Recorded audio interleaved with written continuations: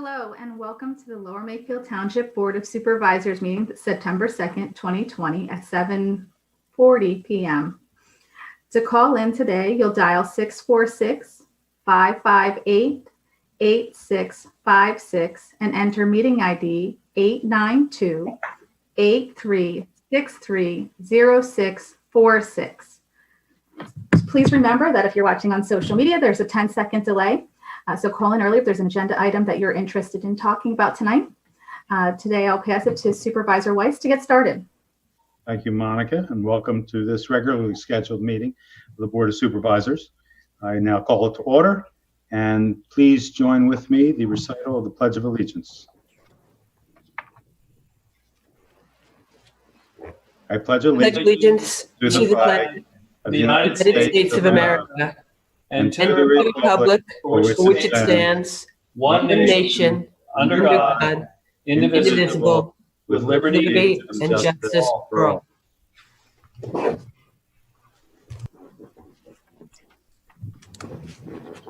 I'll now call the roll. Supervisor Blundy? Here. Supervisor Grenier? Here. Supervisor Lewis? Here. Supervisor McCartney? Present. I am here. We have a quorum. Ms. Ferguson, do we have a COVID update? Do not have an update for you unless there's a question. Okay. In that case, we'll go right to community announcements. First being please join us at the Garden of Reflection in Lower Makefield Township on September 11th, 2020 for a social distancing remembrance event.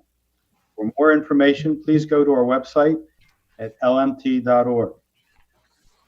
We still have our Parks and Recreation digital recreation opportunities, and information can be found at the Park and Rec website.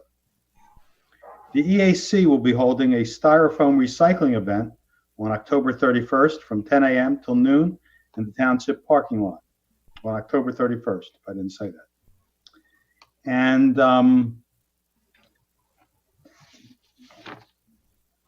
somebody told me that we have another announcement. Suzanne, you're the liaison for the Traffic Commission. Why don't you give us that latest tidbit? Yeah, so the long-awaited paving of Big Oak, secondary to a grant secured for us by Perry Warren, has started. The whole length of Big Oak throughout the township is going to be repaved. So, yay, and brace yourself. It's going to be a long project. Thank you, Ms. Bundy. Monica, is there anybody on the line for announcements from the community?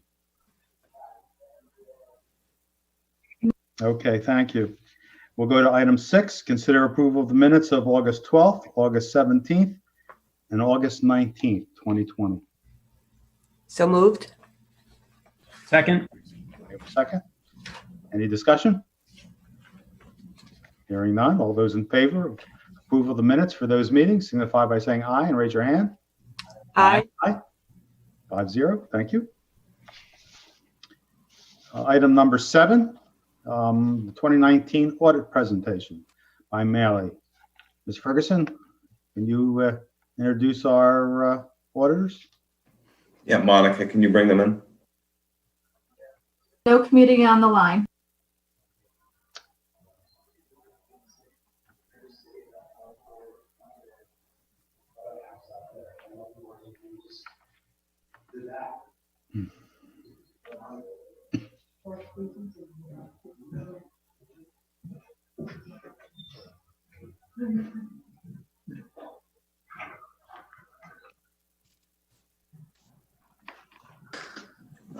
Greg, you can enter. You're new here as far as presenting with the board. Greg is last year we had Ed Furman who made the presentation for our auditing firm. Mike Gentile here is the call him sort of the overseer of the audit, the manager of the review. Greg, if you want to take it away, introduce yourself. The floor is yours. Our techs have the slides. So whenever you need to call them up, you can just ask them to and flip through the few pages that you have. Excellent. Thank you, Kurt. So my name is Greg Schenk. I'm a partner with Maley LLP, and I am assigned to the audit, the Township of Lower Makefield. And also on the call is Mike Gentile, who is a senior manager with the firm. And he is also very heavily involved with the job and handles and manages the day-to-day. So we're both on this call. And what we like to do is, walk through the financial statement audit to present the audit to everyone. And as Kurt indicated, we also have a handout that you can also follow along, as well as the audit report. And I believe that everyone does have as well as a handout that's going to pull up. Everyone has availability, Kurt, to the audit report and the financial statements. Yes, that was sent out. Okay, good. All right. So if we turn to yep, that's good. So essentially, if you look at we can look at the tab here, and then also if you turn to page 3 on the financial statement, this is the audit report for the financial statement. So what you have to understand is that the financial statements here are the township's property. And what we're doing is reviewing them and issuing opinion if they have followed U.S. generally accepted accounting principles and all of the standards and disclosures. And this report we have given is a clean or unmodified report, meaning that there's no qualifications because the township has presented their audit in accordance with U.S. generally accepting accounting principles, and they followed the standards applicable to government. So it's a clean opinion that we've given on the financial statement. If we turn to page 15, and we can also look at the handout, the page we're on is good. This is a statement in that position. So one thing that's important to understand is that with governmental accounting, there are 2 statements essentially combined in this report, and they represent the same activities on 2 different bases of accounting. So the concept is we have government-wide. So government-wide statements present the information on full accrual. So it's more like the for-profit world, shall I say. If you're used to looking at a for-profit world, fixed assets are capitalized. Debt is put on the financial statements as a liability. When you pay off debt, you see interest is the only thing that hits the statement of activities or P&L, and the principal just goes against the debt. So the principles behind the government-wide are very much like you would see in the for-profit world. And the other concept you have to understand is there's government fund basis, and we'll go over those as well. And those are more on what is known as a modified accrual, and it more closely depicts, to be honest with you, the government's means of utilizing resources in and resources out. So that more will closely follow a budgetary type philosophy, where, for example, when you see expenditures, it's going to include both your principal and as well as your interest. Those things will be expense. You won't see fixed assets, they'll be expenditures capitalized. So just so you understand. So the first thing we're looking at on page 15 is the government-wide or the full accrual statements. And the handout kind of follows this, and you can follow along here as well. So we can see here that there's governmental activities, which would encompass the general fund as well as all what is known as government funds. So it could be debt service fund, capital reserve, and so forth. And then we have the business type activity funds, which is more what is known as proprietary funds like the sewer fund and so forth. So if we look here at the government activities funds, we're looking at the balance sheet on page 15, and in your handout, we're looking at the assets and liabilities here. So remember what that is that's like figure like a snapshot in time. What are the assets and the liabilities of the township at a specific time? And this specific time is December 31st. So we can see here in the governmental activities, there was about $10,909,755 in cash and cash equivalents, which is about a $1.8 million increase over the previous year. Receivables were about $542,000. So we could see your total current assets were about $11 million. We also see here that there are capital assets of about 88 million. So remember what that is any asset that has a useful life, the asset is capitalized, put on the balance sheet, and then depreciated over time. And it could be based on different life of assets and so forth.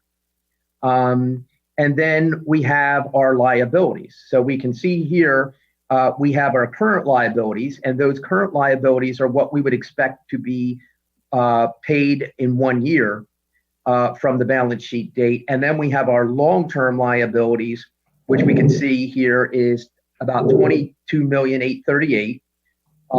And then we have the differential, which is the net position. And remember, the net position is the same as equity. It's basically your assets minus your liabilities at a point in time. So we can see here that the governmental activities had net position of assets minus liabilities of 72 million.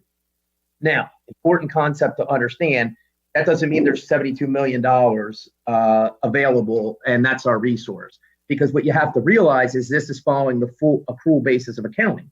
So if you look up in the balance sheet, that 88 million is included in this fund balance. Well, you can't go out and spend the fixed asset balance, okay? So you do have to be cognizant of that. In fact, that's why you present different categories of net position. So we can see here, in reality, net capital assets, net of debt. The reason that doesn't equal the 88 million is because you have to offset the corresponding debt. That is dedicated to fixed assets. And you can see here, when you look down to your net position, that it's actually negative from an unrestricted standpoint. And that's not unusual on the government-wide in today's time, because there's been many changes in governmental accounting standards, particularly for this statement, one of which has required governments to put the pension obligations on the books, which was a dramatic change, and then following that, what is known as OPEB, or other post-employment benefits like health insurance and so forth. So those liabilities have caused many governments to show a negative unrestricted. I mean, you could look at cities and see 100 million, 200 million. So it's not extraordinary to see a negative in that statement in that position on governments with the implementation of the standards within the last couple of years with pension and so forth. If we look at the next page, we see the changes or statement of net activities. And ultimately here we can see. Do we want to move pages? Oh, I'm sorry. Well, no, you're good. You're good. I'm sorry. You're good on this page up. Yep. So here you're looking at the statement of activities. It's a large page on the statement, but you can see it's summarized here. We've got property taxes. Everyone see the 10,663 versus the 10,009. So we can see that property taxes went up here. Transfers taxes went down a little bit. We see investment earnings because everyone knows the climate in 19, that the interest rate and returns were much better for 19, that is. And then we see the expenditures here as well that we have. And then we see the change in net position. So the change in net position would be, so we're looking at a P&L, which means that we're not looking at one point in time, but rather we're looking at the 12-month period ending December 31st of 19. And we could see that this is kind of presenting where are we at the end of the year, and are we better off or worse off at the end of the year? And we can see here that the revenues exceeded the expenditures, thereby giving us an increase of $2 million in change in net position. So that's, you can see here the net position began in the year on the statement 16, page 16, with 70,593,000, and it ends up to be 72. And that's what the net position we were just going over on the balance sheet. So basically, this is telling you how did you get from the beginning to the end, essentially. Look at it like a profit and loss statement. So that's the government-wide statements, which is full accrual. So now we get into the what is known as what we talked about, the government funds. Now, these are very useful, and they do more closely depict the financials of the government and they indicate basically more on a budgetary resource in, resource out on what is known as a modified accrual, and or what do we collect, after 60 days. And consequently, when you look at the bond rating companies and so forth, this is where I see them focusing more than the government-wide, because when the pension obligations all went on, there's many governments that were very concerned about all these liabilities and the negatives because of the pension. And they said, well, what are the bond rating companies going to think? And how are they going to evaluate this? And so what I see now, and I'm not obviously involved in all the processes, but I've been on calls and interviews with that. And what I see is them really focusing on the government fund basis, which we're looking at here, and in particular, general fund. They really place a lot of weight on the general fund. So when we look here, we see the general fund, and we can see here that cash, and I'm looking at page 17 of the financial statements. And what we can see here is that. Greg, hey, Greg. Yes. Do you need to change the page, or I do. Yeah, let's change the page to the next page here. That's correct. So now what we can see on the worksheet, just so everyone sees, is this is what we're presenting on the government fund basis. So that general fund is showing fund balance and change in fund balance, and we'll talk about how that changed. But I'm referring to page 17 on the financial statement. And if we look here, we can see the cash was about $4,066,339. Okay. If we looked at last year at the same thing, we're up about 1.4 million in cash. Okay. We've got accounts receivable. So we've got assets of about 4.5 million. Then we have our liabilities, which is about 2.6 million. Okay. And then we come down and we look at fund balance. So remember what our fund balance is. It's at one point in time, it's our assets minus our liability. So obviously you'd want that to be positive because that shows you have reserves. If they're equal, you have no reserves. Positive means you have reserves. Okay, that can roll resources that can be used for next year. So we see here that your fund balance is about 1,828,000. Okay, and we also see, and we'll talk about how that changed, but that's where you sit at the end of the year. So then you think, well, where are we? Is that good? Is that bad? So what typically, just so you're aware, the GFOA makes a recommendation, and they want you to have no less than 2 months of operating expenses. And the GFOA, I'm using that terminology, that is the Government Financial Officers Association. And they recommend a minimum of no less than 2 months of reserve. And that is also just a guideline, because what they do also realize is that smaller governments, there is a belief they should have even a little bit more because they're less flexible with their revenue sources. Okay. Elements of uncertainty would also cause you to want to have more reserves. So I think we have probably, with the pandemic, one of the most uncertain times in our future that would, from a defensive mechanism, you'd certainly want to make sure that you could react to changes that people can't foresee the future and what's going to happen. And we look towards risk is volatility, that what may happen. So that's an important concept to understand when you're thinking about planning and you're thinking about your relative fund balances. We could see here also that you present the capital reserve funds, debt service, as well as the special and other governmental funds. If we go to, and we see here on the worksheet, we've got a change in fund balance of 1,288,583. So what that is that how did fund balance change this year? Did it go up or did it go down? Did our revenues exceed our expenditures, or was it the opposite? So we see here in 18, it was the opposite. Expenditures exceeded the revenues, but this year your revenues exceeded your expenditures by about 1,288,583. And that allowed you to take the fund balance from 539,482 to 1,828,065, which we just presented on your balance sheet. So we can see there you've increased your fund balance and overall reserve.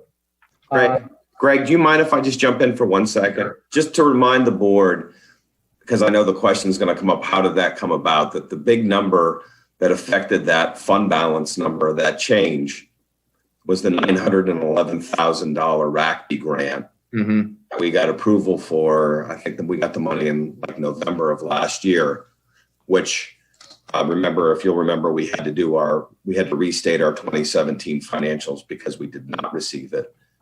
So it did boost that number. So even without that number or that amount in there, we would have been roughly balanced. That just helped tilt it far more in the direction you're seeing it. Yes, and that resides in the intergovernmental revenue figure that you look at under the general fund. Okay. So if we go to, just so you're aware, if you go to the page 20 of the statement, there is a reconciliation of how you get, they're in your statement. Not only do you present on two different bases of accounting the same information, okay, just two different full accrual versus modified. This reconciliation shows all of the adjustments that how you get from one that you're seeing on one page under one basis of accounting all the way to the other. So you present a reconciliation to show the reader exactly how you reconcile the two separate statements on the same information because they're two different bases of accounting. So you can look through that and see all the adjustments that get made. Then if we look at page 21, and you're still okay where you are on the handout, we're going to look at what is known as the proprietary funds. So proprietary funds, unlike governmental funds, are really presented on a full accrual basis of accounting, both in government fund and government wide. In other words, a government fund, you're expensing capital assets, you're expensing debt, but then on the government wide, you're not, you're accruing and recording those. On proprietary funds, the rules for governments are totally different. And they are much like the for-profit world, where you've got principal that's just recorded against the debt. And we'll talk a little bit about that and why that's important to understand that. So on the sewer fund, we can see here you've got about $2,373,744 in accounts receivable this year. That's up a little bit from last year, about $2,139,000. And then we see we've got, once again, in this particular, like the government funds on the government wide, we've got $17,592,000 in fixed assets. And what that is historical cost less depreciation, okay? Then if we go down to the balance sheet, and I'm on page 21 of the statement, we've got current liabilities of about $3.8 million, and we've got long-term liabilities of about $13,139. The current would be anything we anticipate paying in 1 year. That would be like accounts payable, accrued expenses, and the current portion of debt. In other words, what principal would be due. And then long-term would be primarily your net pension liability, as well as your bonds and notes payable. And that's about $13 million there. And then, of course, remember the concept, we look at the assets minus the liability at a point in time. Where are we at? So if we look at the end of December of 19, the sewer fund has a net position or equity of $3,331,145. But once again, it's important to look, and this is why the sections are presented, that the portion that's dedicated to fixed assets, which you can't spend, is about $4,097,805, and the unrestricted portion here, if you look at page 21, is negative $1,066,000. So what that means is when you look at your assets, you split them out into capital assets net of debt, and then you take your resources net of other expenses, what you'd have left over. So that is actually a deficit there. So we can see the same thing for the community pool and golf course as well. And let's go to the page 22. And we're going to talk about the change in net position. So now, are we better off? How did we get there? We talked about how we have an increase in fund balance, but what does the P&L or the activity for the year look like? So if we look at the sewer fund, we can see here we had about $8.2 million in sewer fund revenues, okay, which is up from about 6.5 revenues of last year. Then we have operational expenses of about 5.7 million. And I'm looking at page 22. And we have depreciation of about 1.2 million. So an important figure we look at, we go in and we have operating income of about 1,256,000. And then after we pay our interest, we have net income before it transfers in and out of 1,081,000. Okay. So what you got to remember is that there are some GAAP-based figures in here. That's not cash. Okay. So in other words, if I really want to look at what cash, I would take that 1,081,000, I'd add back depreciation. And then remember that the debt service you paid on this in the amount of 695 is not going to show up on the P&L because it's directly reducing the debt on the balance sheet. That's for profit or proprietary fund accounting. So that 1,081,000 doesn't show that there's 695,000 coming out of it of debt service principal. So we can see here that, but the overall on an accrual basis with the change in net position of $900,000 versus a deficit, we can see on your worksheet here, the 902, 389 is the change increase of revenues exceeding expenditures versus last year, which was a loss of 1.3 million. Everyone sees that for 18 on the worksheet that's presented.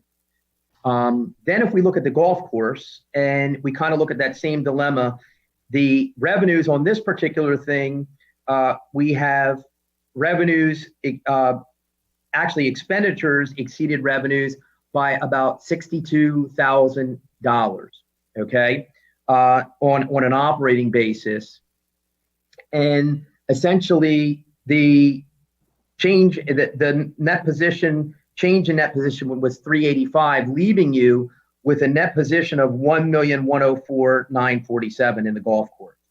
Okay, but remember that 1,874,000 is related to fixed assets that you can't spend. The 230 is unrestricted. Okay, you know, when you look at the golf course from a cash flow perspective, we say, okay, from an operations, if you're looking at page 22, we had a $62,000 loss. So kind of the way I look at it is, let's take the $62,000 loss and then let's add back depreciation, which remember what we're doing with depreciation, we're just taking the fixed asset divided by the useful life. So I would add back that 302,000, okay? Remember that the debt service is not on here. So that was 625,000. So I'd subtract that.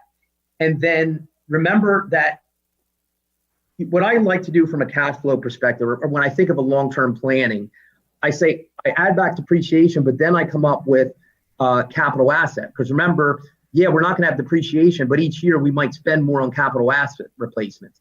But you didn't spend much this year, so you spend about $7,000. So if we look at and convert that operating net loss, and we add depreciation, subtract debt service and capital assets, you ended up the year with about a $392,000 deficit that needed to be funded. And that essentially was funded by transferring monies into the golf course to sustain and cover that deficit. So just, you know, you got to think about that from that perspective as you go forward and consider budgets and so forth. Then if we look at page 24, and you're fine on that slide, we see the pension trust funds. So these are the funds that we have set aside in, you know, for police pension and uniform pension, non-uniform pension.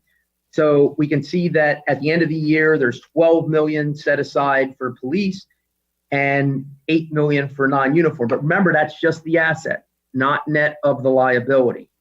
If we go to the next page, and I'm looking at 25, we can see what happened during the year. Same thing, we're looking at P&L. Let's look at the revenues. Let's look at the expenditures. Well, we had good results in on page 25. In the pension fund, our net position of assets alone went up $1.9 million, and the non-uniform went up about 1.3 rounded. Now, why did that go up? Well, everyone knows if you go back to 18, we can see here you had investment income in the police pension of $2 million increase and 1.4 of non-uniform. So there was the benefit of a significantly good year for 19 in the pension trust funds. That doesn't mean that's where we sit and reside today. Everyone knows that it went down significantly, but everyone also knows that right now things are back up, but we don't know what's going to happen beyond that. And there's certainly a lot of uncertainty with respect to that. But that presents the assets. But what I want to show you also is that's just the assets of the pension.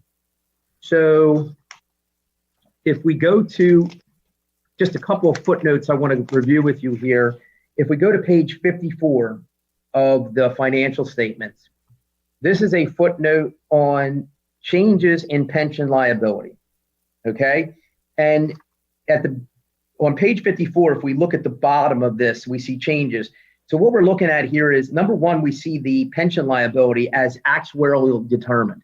So the actuary goes in and looks at life expectancy, census information, and calculates what their expected liability is. And there's a lot of data that's considered there, as well as estimates and expectations, rates of return, and so forth.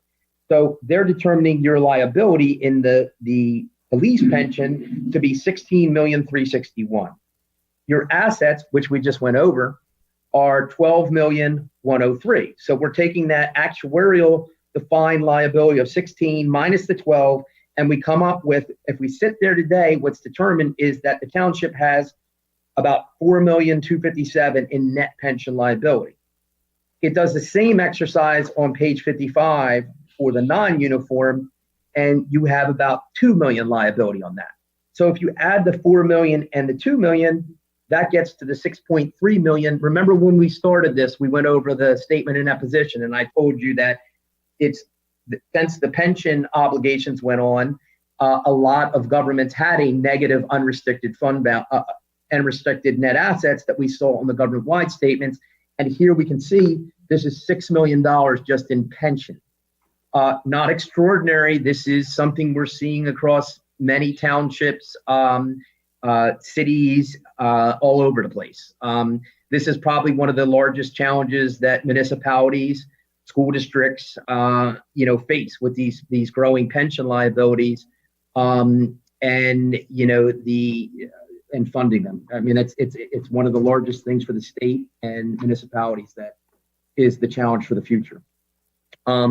So while the liabilities went down because we enjoyed a good investment, you can have that turn if the market turns, and your disparities can get greater. The other thing that I just want to go over, and hitting on the larger footnotes, is if we look at page 43, this is a very useful schedule. This is all the long-term debt obligations of the township.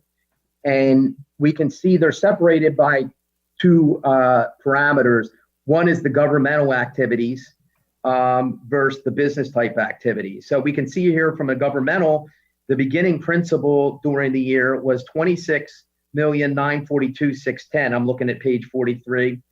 We added about $948,000 of liabilities, no new debt obligations with respect to bonds, but you did have some capital leases for equipment, and you had some increases in your OPEB as well as compensated absences. But although you had an increase of $948,000, that you paid down $3.5 million. So overall, you went into the beginning of the year with $26.9 million in debt obligations for governmental activities, and you ended with 24.3, which is good. So you reduced that. Right. Do you need to update the page that you're on, or are we still? No, there's not as much detail in. Turn to the next page here. In this is a very detailed schedule in the financial statement. So essentially, what you're looking at here, yeah, you can leave that up. The bonds and note payable. So the other thing that we have here is that from the business type activities, that would be your sewer funds, your golf course. You started the year with $56.3 million and you ended with $52.1. So you also reduced your debt in that respect. That's the total, Greg. Yeah. Yep. One line up is the business, 29 million. Yeah. Oh, that's right. 29 million. I'm sorry. That was the total of the business and government. So actually the business type activities went from 29.4 to 27.8. So and I encourage you to read through all of the notes and so forth. So basically, you have an understanding. We've got two different bases. There's reconciliations that the township presents on how you reconcile from one accounting perspective to another. And then you've got the footnotes, and there's much more than I went over that give you the details of that. But it's very important to understand when you're looking at a statement to be able to interpret what basis of accounting it's on when you consider, how do you plan for the future and how do you budget? So you got to remember that, I'm looking at a proprietary fund, so it's not going to have principal included in the debt service. So it's something that you got to think of from a budgetary. And that's really all I have on the statements. So I guess I open the table for questions.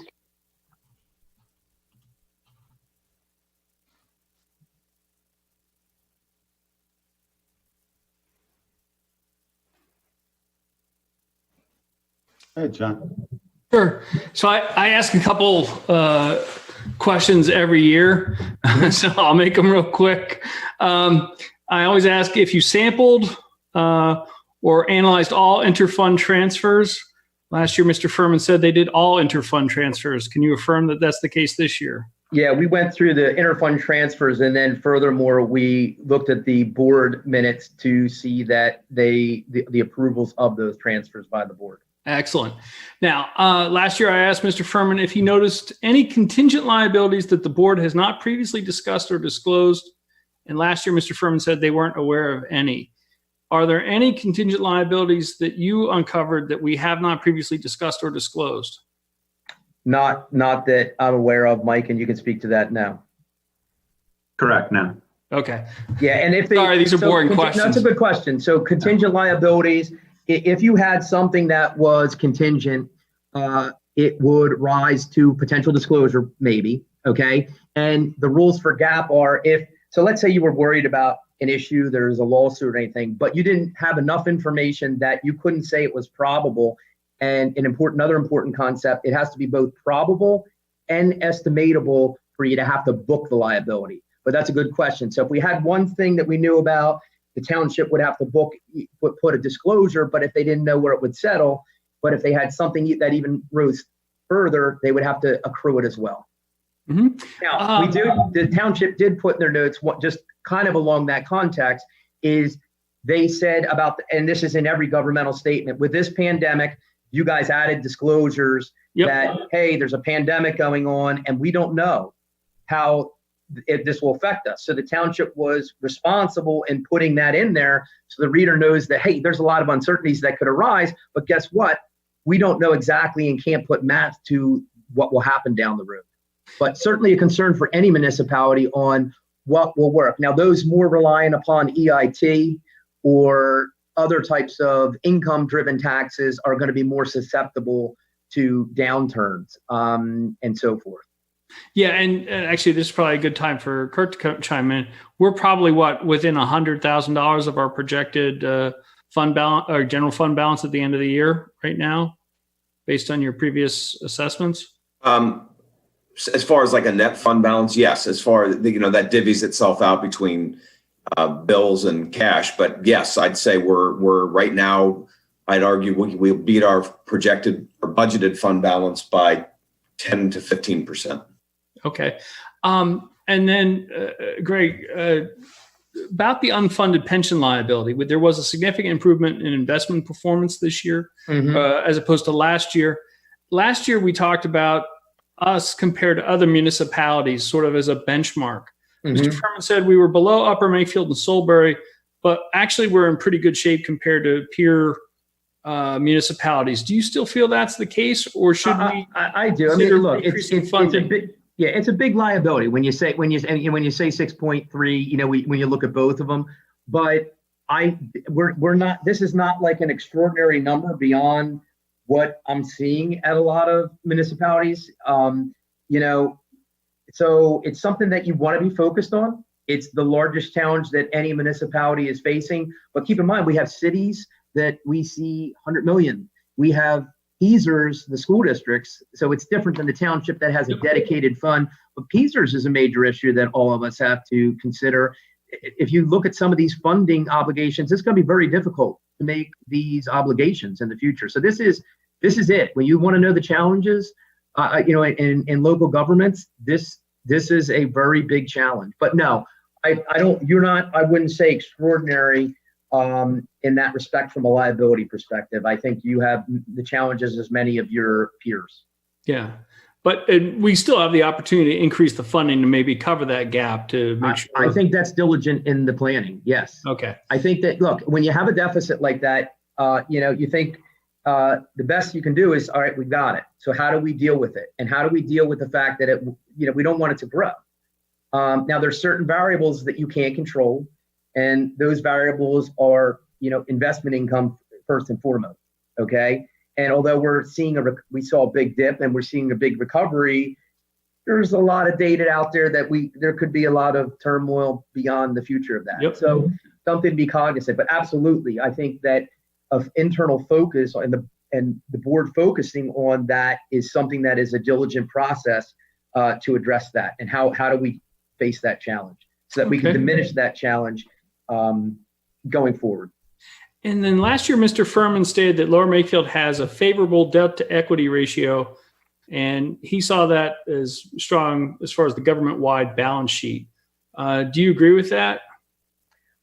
Well, I think that, I don't see anything that is necessarily extraordinary.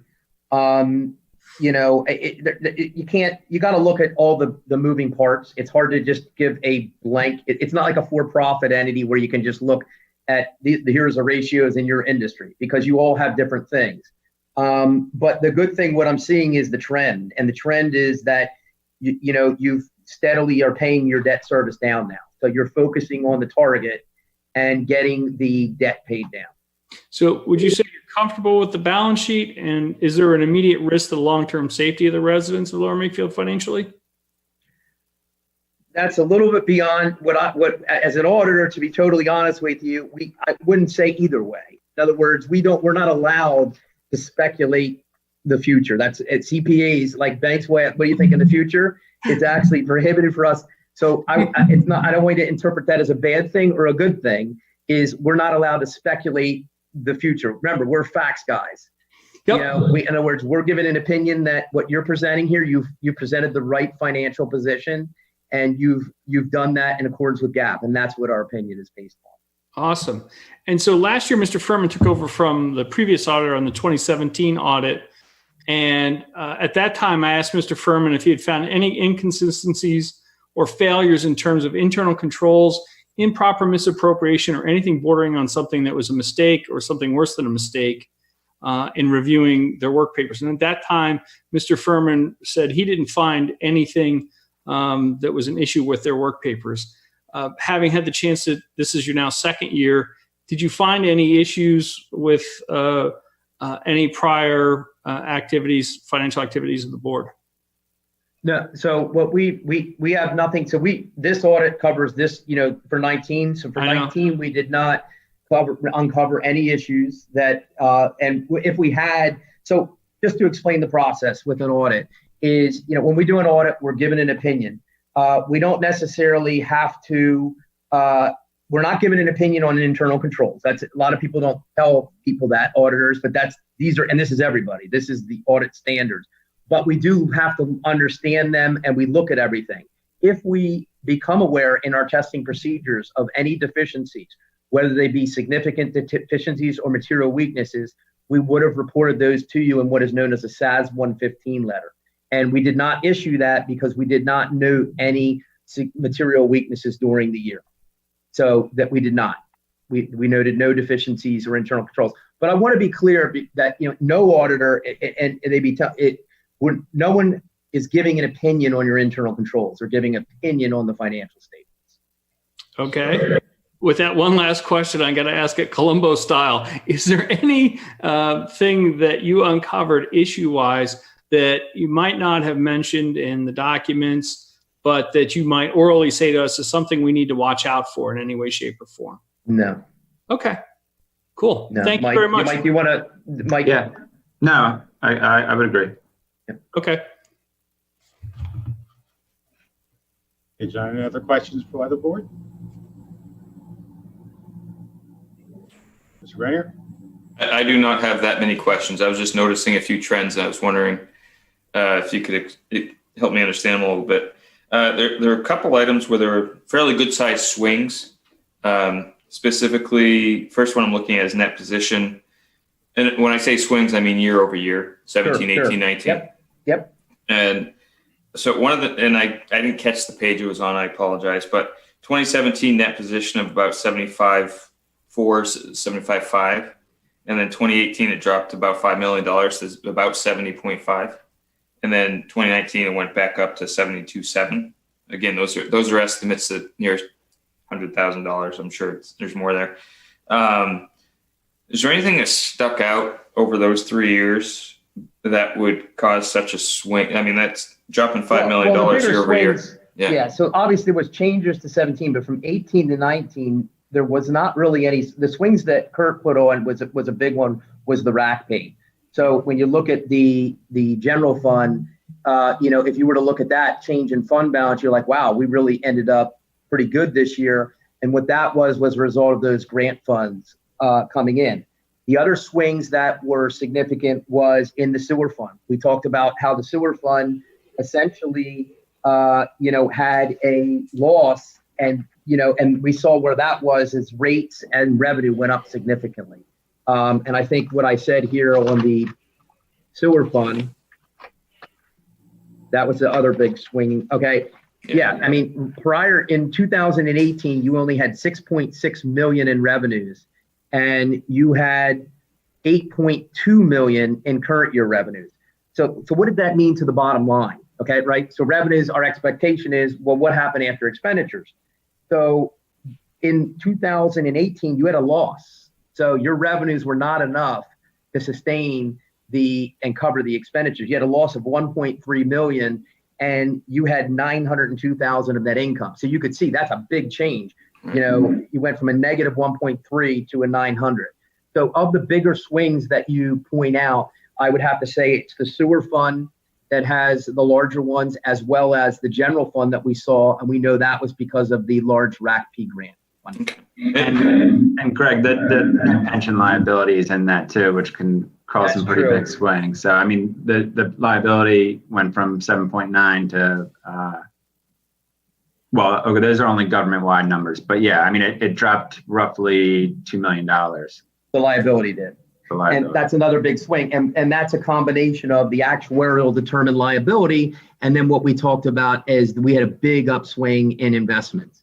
Right. But that's a moving target. And when when you think of that, if you have a big downturn in the market, all of a sudden you think you're in good shape, you could have a dramatic change there. So you got to be thinking about that. Now, do you all, and I don't think you do, but do you all look, speaking of pensions, do you all look at how we fund our pensions if we're risky investments versus ETFs or something like that? Yeah, we look at how they're stratified. We tie them out to the statements and all that, but we can't go as far as recommending investment. You have your professionals do that. Investment professionals. That similar question with sort of just, I'm seeing larger deltas here. Yep. In expenditures. Looks like public safety went up in expenditures in 17 from 9.2 in 2018 to 10.5. That seemed to be the biggest one in those columns. I'm not sure what page that was on, but no, and I see that so you're about 10.5 and 10.6. Those are not large swings in what public safety is. Obviously the biggest expenditure we see in municipalities. And you also have to realize that you've got other elements in there as far as salary, benefits, and everything there. Right. We didn't see, I think what's more important is when you look at 18, honestly, you went from about 10.5 there to about 10.6. Yeah, it was much flatter between 18 and 19. You really held the expenditures. You really held the expenditures here between years. And I'm honestly seeing that number, that 18 to 19 swing is probably, I would say that's pretty low relative increase from what I'm seeing. Yeah, and public safety is obviously the police department. Is that inclusive of any money that we give to the fire department and trucks or anything like that. I assume it is, but I just want to Yes, make sure that would be- we're not putting everything on Chief's shoulders there. I don't mean to. I just want to make sure we're clear. And I think the net position there went in 17, the delta there was like 1.4 down to 32K. That one was an eye opener when I saw that. Yeah. Yeah, I mean, so- I think you're gonna fluctuate from year to year on that. And keep in mind, there's depreciation and other things, but we know why, if we look at 18, you were about break even, right? Yeah. Yeah, Greg, look at the pension liability jump too from 17 to 18. I mean, that's when you're dealing with the pension liability, is the biggest you gotta number. Yeah. You went This is from- government-wide that we're looking at here. And the problem with government-wide, remember I said that the government fund basis, which is more along the way you guys think from a resource in and out, as you sit and plan out your budget, that more closely depicts this. Here we have swings that you guys aren't really considering. Like, for example, depreciation. I doubt you guys sit around the table talking about how depreciation is going to affect your planning and stuff, right? Because it's not dollars, right? Yeah. That you're going to have to spend. So you got to be careful because you can get some swings with depreciation. You can also get swings with actuarial changes in liabilities. So I think this is government wide, and that's why I want to bring that statement as you guys look at this. And I hope I've given you a little better understanding of, the government wide versus the government funds. The government funds are going to show you a little bit more of what you're used to looking at in a trend. That's, in other words, debt service payment, which you guys look at and say, oh, we got to fund $600,000 of principal. In this government-wide statement, it doesn't show up on your profit and loss statement. Okay, in your government fund statement, it does. So to be totally honest with you, when you're looking at this statement and you're looking at it from a planning perspective, I think the government fund statements are a little more useful. That's my own opinion, because they closely assimilate with resources in, resources out. And that's the way government, and quite frankly, I've been doing this 25 years. And when I started in this business, that's all they presented. And then GASB 34 came about, and they changed this to show full accrual and also the modified accrual. And now we're at like what, Mike, GASB, where are we now? Yeah, 89, 90. Yeah, we're in the 89, 90s. 90. So the problem, there's I'm familiar with for-profit accounting as well. And what I can tell you is that compared to government, the pronouncements and standard changes have been static. GASB, every year there's a new change, and it's why these statements keep getting thicker and thicker and thicker. So, but I think there's some good changes. The pension liabilities and the statement of and showing the OPEB liabilities were a real eye opener to some. And I think that was a good change because prior to this, they were just disclosed. So no one actually saw them on a balance sheet, and no one saw these big negative fund balance. So it really appropriately brought attention to a major issue that municipalities have to face. Quick question, Bart. On the fund balance at the end of 19, we got one. I tried to go at a couple decimal places here for it. 1.828 million, roughly. How does that consider the approximately $2 million we got for the cell tower? That's only like what, 50K or 60K, something like that, Kurt? So $2 million. So like we've talked about, we can drip in 1/35 of that a year, like 58,000. Oh, yes. So we will not be fully recognizing that so just like a previous caller had talked about, just because we recognize it doesn't mean you're transferring it or spending it. It's just recognizing it in that number. So that'll have, like for next year's budget, you'll have 58,000 that will bring over to be shown in that fund balance number. Yeah. So like $1.8+ million unrecognized in that $2 million. The best way to look at that too is if you look at page 17, that liability, that's a good point you just brought up, is in the unearned revenues. So do you see the 2,021,339? Well, I'm looking at page 17, and at the top, it's government fund basis. Yeah. And you see the unearned revenues of 2,021,000. So what happens is this: you got the money. So essentially, the money went into your cash account when you got it, and then you said, all right, instead of booking it to revenue in 1 year, we have to book a liability because we have to provide something. We have future obligation. So we have a liability of that. Well, it's not a liability you're going to pay. It's a liability once you provide the service, you can release into revenue. So all it really is done is that liability will go down every year. And just from a journal entry standpoint, what happens is you reduce it, you debit that, and you credit revenue. So each year you'll have a revenue recognition. But as you pointed out, it's not cash coming in, right? The cash already came in back then. Yeah. But we haven't spent that 2 million. So if and I'm totally making this, if something really bad happened and we needed access to $2 million cash quickly, we have it. But the accounting on that long term, well, that's a good point. But let's look what you really have is the fund balance here. You as you pointed out, 1.8 million. Yeah, correct. But let's remember last year you had a fund balance of only 539,000. So I don't want to get that. You don't have that money sitting in an earmarked account, isolated, and to offset that. In other words, it's went into fund other, and so forth. In other words, you wouldn't have it to pay back, Dan. You'd be showing like a big booming negative number there to be owed back to pay that back. And would we be paying that back over time with that 50K or whatever we're trickling in over however many years? No. I mean, if you're asking in the end, if we had to go spend that money, is it sitting there to spend? And I'm sorry, I'm not an auditor, so I could you actually go get it? Yes. However, you would then be showing a big booming minus one, whatever was left in there that would be owed back to that to pay it back. So in other words, the 58 it becomes irrelevant if you spend that money. Then you would be having a deficit. Yeah, and I think another way to look at it, Dan, is it's not like when you guys got that money, you stuck it in an account and you're isolating it and not spending it. And I know this because at the beginning you had it before this year. And you started out the year with only 500,000 in net assets. So that's assets. So you don't have it like earmarked and sitting in a one thing. But the way it's shown is you have an obligation to provide future, a rental to that. And that is why that's on there.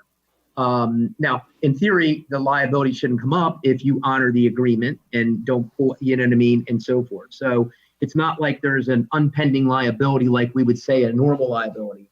It's you guys intend to fulfill your agreement, as far as I know, and that's not something you'll probably have to pay out unless you violated the agreement. I got you. And lastly, I'm not sure if this was audited or not, Kurt, because it was at the beginning, sort of the report. I was like, it's sort of at the precursor of the report, the management's discussion.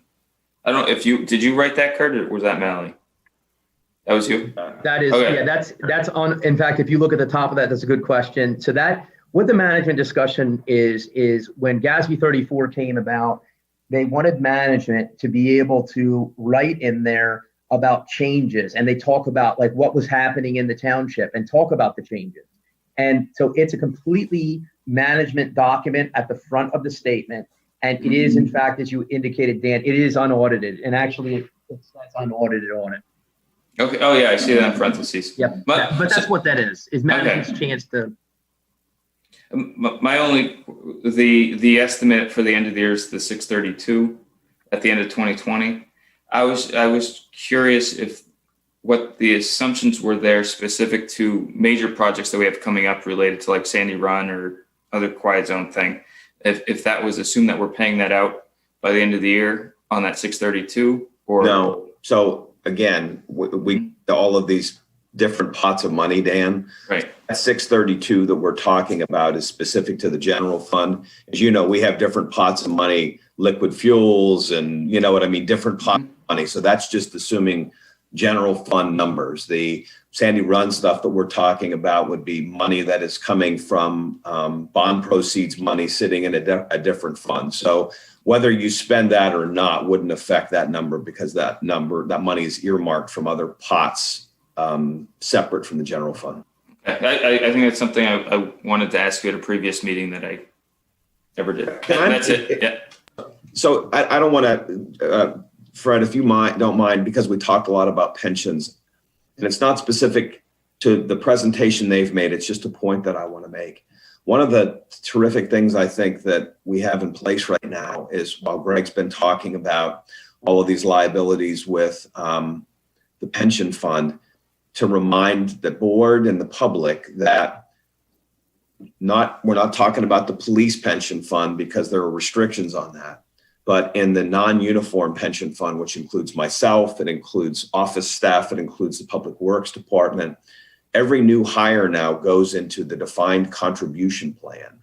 So while Greg and Mike are talking about the plan that's the defined benefit plan and the obligations that we have over time to fund that, we have overall an aging workforce that are non-uniform, and that all of those new hires will be going into the defined contribution plan.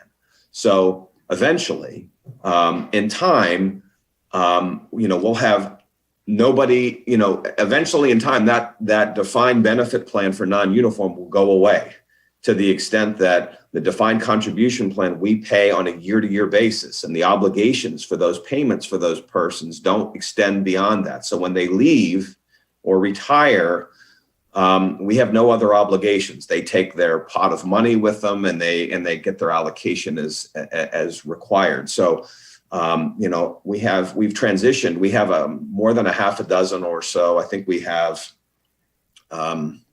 28 non-police employees full-time. I'm going to say we have roughly a quarter of those employees already in that plan.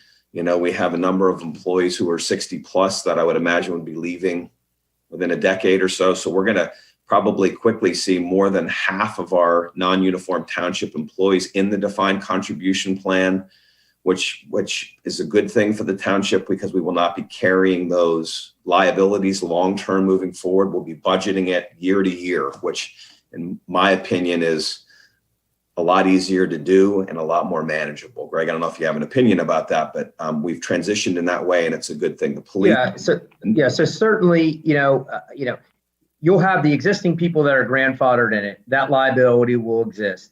But what you're doing is you've changed kind of the substance of the new people going in. And I think you're going to see this, we're seeing it in the Peasers, we're seeing it all over. I mean, it's basically you're taking something that, we really don't know how much we have to fund because we have to think of all the variables, life expectancy and so forth, so many unknowns, to here's how much we're willing to put in and based on the agreement. So you could see that a defined contribution plan from a budgetary perspective is much easier to control than a defined benefit plan that says, we're going to fund this amount for however long you live, because there are so many more variables and unknowns in that. So yeah, and we are seeing that across, that is in one of the things to tackle this pension obligation. That is one tactic that is being utilized, is looking at that type of mechanism.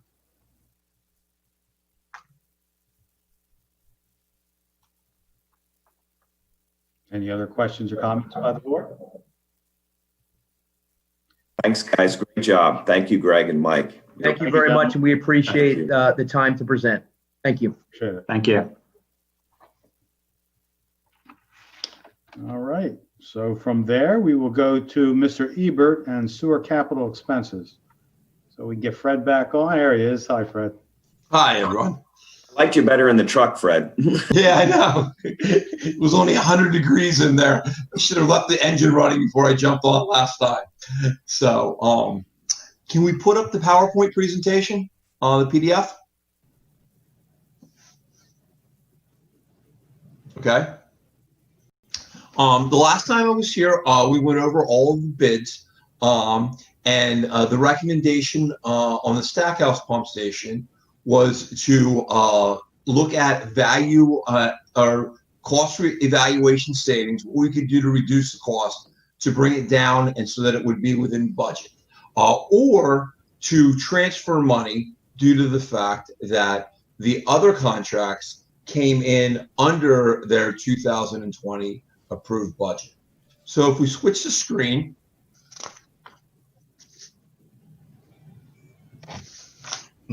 we met with a number of contractors to review the bids and come up with items that we felt would save based on their input. And we came up with 5 items, which we're going to review individually. But number one, the biggest potential cost savings would be the removal of the muffin monster. Item 2 would be to open the bid to alternative pump manufacturers and name them, but allowing other equals so that we still maintain quality control. Reduce the height of the valve vault, and it says well, but it's really to eliminate the hoist. Next item will be to eliminate the control building and put it inside of an enclosure. And the fifth one, which is the second largest, will be to allow for the combined bid of all three contracts as a fourth bid or a bid, and I'll explain why there's such a significant cost savings in that. So if we go to the next screen, the options to reduce costs will be the removal of the muffin monster. The potential savings is a total of $65,000. It's $55,000 for the installation in the mechanical contract and $10,000 for the electrical contract. As John had said before, a muffin monster is, well, it's an industry term, it is actually a brand that's done. There are other manufacturers that we could do. We would save approximately $15,000 on the mechanical contract, but the electrical cost to wire it remains the same. It's a difference in the actual cost of the equipment. While the other manufacturers' products are similar, they're, in my opinion, they are not of the same quality as hydraulically driven muffin monster. That's why the cost is $15,000 more. And this is more due to respect to how it handles the wipes and other cleaning items that are becoming more prevalent due to COVID-19. But I have to tell you on this item, the existing pump station does not have any either a cleaning rack or a muffin monster. We have large pump stations such as Haycock that does not have a grinder on. It causes us maintenance items, but there you have hundreds of units going to that, and here we have 40. So it's a matter of, this is really going to become a direction by the board on that. You know, if this was a larger pump station, I would have a very strong opinion that it needs to remain. However, given the wipes and the impact that they have, this is why we included it in the base design. It's the right way of doing it. And this is the most appropriate equipment for it. But then it comes down to, it's a small pump station, we have a budget, and there's tough decisions that have to be made. So what I'm going to do, and I'll ask for board direction, is I was going to go review all of these, and the last slide will have a summary sheet. So the board can ask me questions individually as we go through, and then provide direction at the end, or can hold their questions to the end once we do the complete presentation. Is there a strong preference that way? Fred, could I ask one opening question? And Dr. Weiss, not Fred Ebert. I'm asking if I can ask an opening question to Fred, because I think it kind of sets the tone for some of this. All right. Do you mind? Okay. So in terms of when you do your designs, with or without Muffin Monster or an alternate, can the design be completed such that if you were to not include a Muffin Monster now, you could include one at a later date? Yes, you need to make provisions. So in the wet well, you clearly could, and I would have the access hatch there. I would have it set up that you'd have a trash rack that would slide down the same rail system. Okay. Where it will impact us is on the decision on the control building, and I will discuss that then. But yes, it can absolutely be retrofitted, and I retrofitted on many larger pump stations at a later time. And the key here is we wouldn't get all of the savings because I would still design the access hatch to allow for that and a rail system to allow for it to be relatively easily done. Okay, thank you. Next slide, please. This is a significant one, and this is an option to reduce costs of allowing the alternate pump manufacturers. Because right now, quite honestly, Flight and Muffin Monster have kind of gotten used to a lot of my designs. They package themselves together as well as the controls. So really, by opening this thing up, by opening the pump control package up, there's a minimum of $15,000 savings because it allows for more competitive bidding, and they can't package the pump and controls up. What my recommendation would be to name 3 equal pump manufacturers, Flight, Barnes, and Hydromatic, that would significantly increase the competition. They're all quality products. Personal preferences among operators. Flight's definitely the most popular, and there's a reason. They're local. They're out of Exton, and there's a lot of things there. But the majority of our pumps in our pump stations are actually barns. They were all rep by CW Sales. They seem to provide most of the package plants or package pump stations. There, I would allow or equals, but there are definitely some pumps and controls that are not of the same quality, but would have a significantly lower price that I would not recommend approval of. Just because we don't want a pump that's going to last 5 years. We want a pump that's going to last 15 to 20, hopefully. Next slide, please. Unless there's any questions on this one. This is to reduce the height of the valve vault, and it actually says wet well, but the wet well I actually can't do. But the current valve vault was really designed so that a person could stand up inside of it to perform all the maintenance. It had the piping about 2 feet off the ground, so it's very easy for someone to change out the meter and that. But honestly, we change out the meters once every 7 years. And we do work in there very nominally. So we can actually reduce it by 2 feet, still have it, over a foot off the ground. That would save us $3,500. Not a lot, but there's definitely there. There's also an access hatch. We actually made the hatch larger so a person can basically stand up. You're not in a roadway, you're down off of that. The other option is the design includes a hoist, because all engineers include a hoist so we can remove equipment at any time. But the reality is the township owns a truck with a crane on it, and so does the potential purchaser of it. So no one uses the manual crane, they back the truck up. So that's the hoist and socket could save an additional $3,000. And it's going to be the cumulative effect of this, which is going to drive us closer to our budget. Next screen, please. This is an option to reduce the cost. It's to eliminate the control building. It's down in an area right now. We have a 7-foot by 10-foot control building. It's stick framed, but we do have a fake stone veneer because it is right next to a very nice house. And we didn't want to impact that. Anyone driving by, not a high traffic area at all, but it would look like a spring house that was saved down in there.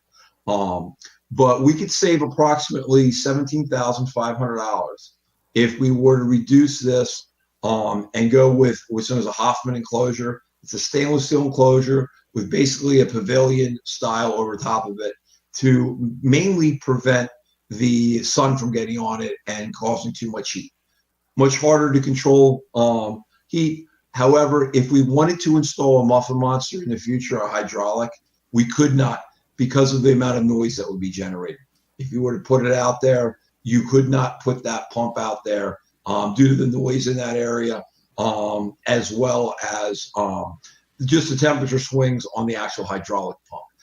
They have them, but it produces a very high-pitched whine that is very offensive to neighbors, quite honestly. So if you eliminate the control building, you pretty much eliminate the ability to use a hydraulic muffin monster or hydraulic controlled.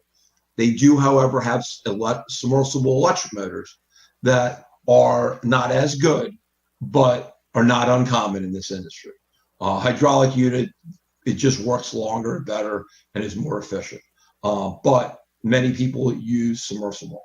Next screen, please. This is probably the biggest one that has even more bigger potential, is that we could allow for a 4th contract that would allow for all 3 contracts to be bid as one contract. The contractor would still need to meet the requirements of the 3 individual contracts. They would still need to meet the prevailing wage determinations, everything, but it would basically give them the ability to go through and instead of having to coordinate the work issues with 2 other contractors. This has become a much bigger savings now in the world of COVID, basically because they don't have to worry about having their employees, it's one group that they can totally coordinate. Otherwise, the electrical guy comes on, the mechanical guy basically can't work and maintain that 6 feet inside these small buildings and in these areas. And the contractors actually take this very seriously. The other thing that it does is there's a lot of economy of scale as far as mobilization and clearing. When you come in and you clear the site for the pump station, you can take the trees down and you can clear everything for the conveyance line. You are only bringing one track hoe to the site instead of one contractor bringing a track hoe to excavate for the wet well and another contractor bringing it in for the conveyance line. And that's why you only saw 2 bidders on the conveyance line. And they have to basically come in, do this work, and then wait for the connections and remobilize back. Whereas if you have one contractor out here, he stays mobilized and going to build this as one continuous job all the way through. And you're saving from 6 potential mobilizations to one guy comes on and stays on there. And that's where there's 40,000. I'd like to think there's more than that, but that's really what they would commit to on that. So, and this could be bid. The contractors said they'd rather bid it as a 4th bid for all 3 contracts rather than a deduct of all 3 contracts were awarded to them, because they could just kind of put their contract. It's just hard to itemize how they would break it out. And they also felt it was much easier for them to come in through there. Next slide, please. First, I think I'll ask if there's any questions of the board.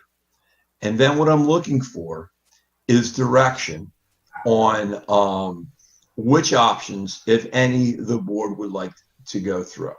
To go back to the numbers, the current bids are approximately $136,909 over our budgeted amount in 2020.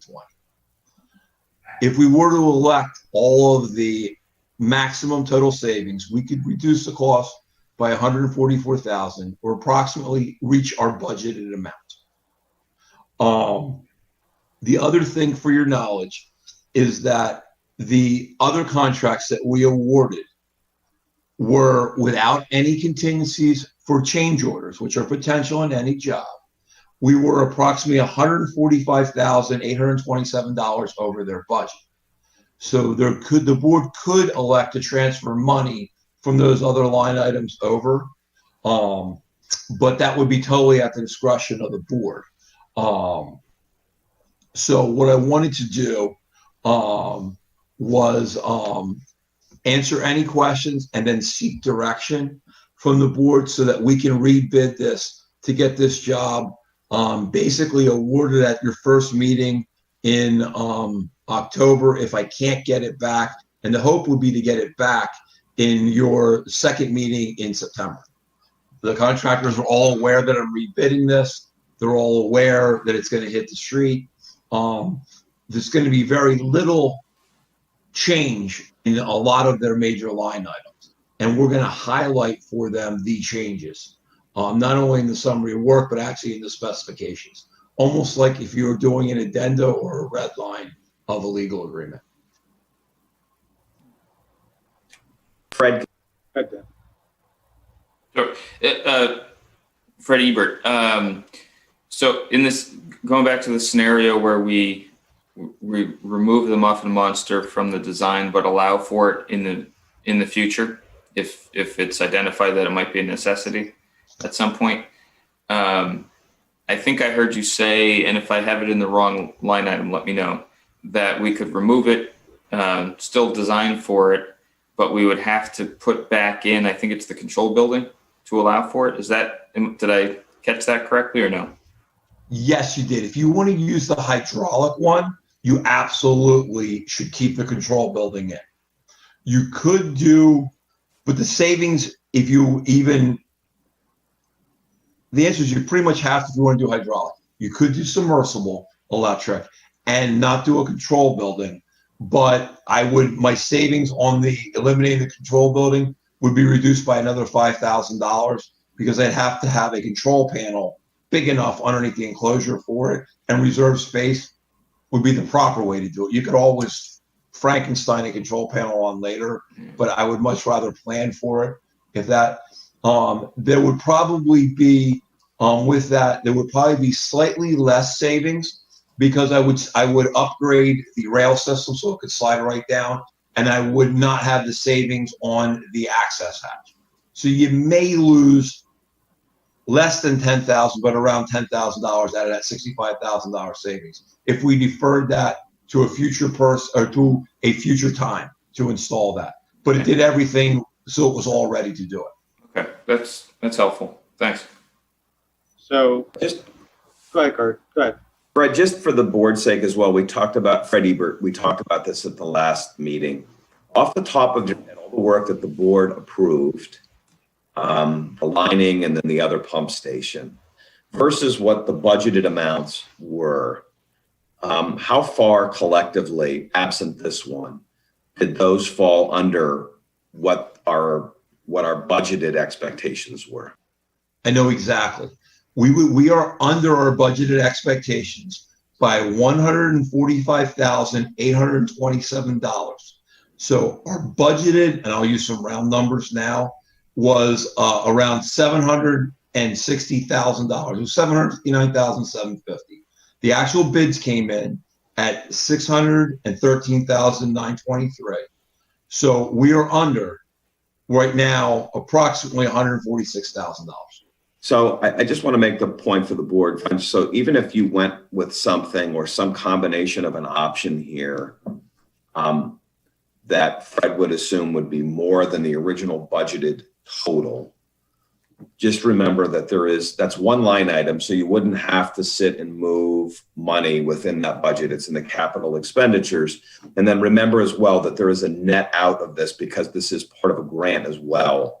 That it's not all full cost. So again, while I'm always wanting to save money, if the board has the feeling that you like the Muffin Monster, you like what that does, that we already, fortunately came out very well with the other parts of our capital program. Fred, how visible is the pump station, to the road, to the residents on the street? Is the control building something that would definitely be aesthetic to the neighborhood versus just an enclosure? It would really only impact one person. Quite honestly, if you go down Stackhouse, the new location is on where it makes the hard bed at the end of the road. Mm-hmm. It falls off a good 15 to 18 feet. There are significant mature trees. We also have a curved driveway going down to it so that it would have the least impact on that existing mature neighborhood. It would really only impact the person immediately next to it. And a thought that I had is if we want to get rid of the control building, that I would, while I would do a pavilion style enclosure with either 4 posts or 1 post and like a 6-foot overhang, I might put a fake wall side that faces her house, and just put fake stone on it, because I don't think that would be that expensive. We have what we showed that property owner was a control building and what it would look like. So that's what when we got the easement from them, we represented something to them. So we have that there. I don't know how much this change would impact them. It's a matter of a budget decision. But if as you said, adding the Muffin Monster later, if we said that, if that was going to happen, you'd have to build a building anyway because of the noise would be. Yes. And people probably wouldn't do that. Giving that control building allows that to be a very easy thing. It's hard. I always think that equipment lasts longer inside of a heated building than it does inside of a heated enclosure. Mm-hmm. But I can't tell you that practice has really shown me a drastic difference.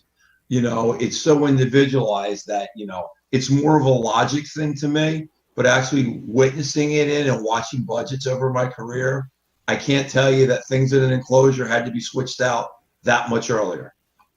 It's just more of as an engineer, I like to control the environment that my equipment operates in. Sure, I understand. So basically, combining contracts, I think, is a no-brainer. Pre-building for the Muffin Monster sounds like a nice deal if we want to hold off on that.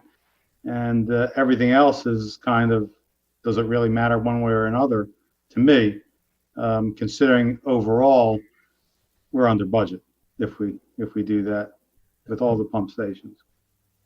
I think Fred is correct, though, in getting that easement with that property owner that took a while. It was represented that the building would be there. No, I get it. I get it. Could we ask our solicitor about that one? 'Cause I'm assuming that, Can I just ask some questions Oh. before we get there? I've been Go waiting. ahead, Suzanne. I've been waving. Right, I'm seeing you. We didn't see it. Go ahead, Suzanne. Yeah. Yeah, sorry, thank you. So can you help me understand, because I'm just having a hard time following this, the way you put up the summary, my fault, not yours. No. The difference in the, super duper grinder versus the lesser grinders, 165 and the others 50? Okay. If I eliminate the Muffin Monster, any kind in its entirety from the bid, I would have a net savings of $65,000. If I went with a less, I don't want to use derogatory toward them, a brand other than Muffin Monster, but still included a grinding mechanism in there, I would save $15,000. The $65,000 savings is nothing in there.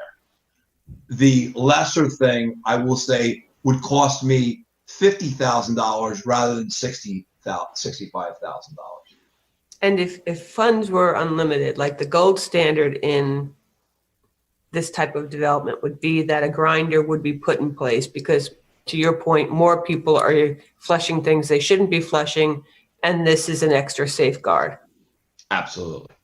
But this particular project that we're looking at only houses 40 units. So if we had to try to triage where we would spend our grinder money, we might not choose it on such a small application. I would absolutely put it on Haycock Pump Station. And to your point, Dan, about the control building, I would be very reluctant. We made representations. It's not like a giant number. We told that resident if they cooperated with us, we would build this pretty spring house. We got to build a spring house, in my humble opinion. I don't disagree with you, because you're wondering. No, I figured we were on the same page. Yeah. Any other comments or questions by the board? My opinion would be, I would like to remove the grinder option, but otherwise, I do think we should bid it out as 4 with that potential savings. Makes great sense to me. I love that. Good for the potential winner, safety for a safety reason, and help saves us money. But otherwise, I'd want to leave the control building. And If you want, I can make that motion, unless you want to have discussion. Well, If I can just put in there, just so I understand, you would also agree with opening up the pump bid. I think lowering the valve vault and removing the hoist is Fred. also a no-brainer, but that's up to the board. Fred, say that. Opening the pump bid and savings of $15,000. Fred, say that again. We couldn't hear a word you just said. Can you say? we could not. You went max headroom on us. Wow. Can you guys hear me okay now? Yes. Yeah. My question there is, would you also recommend opening up the pump bid for that potential $15,000 savings, reducing the height of the valve vault, removal of the hoist?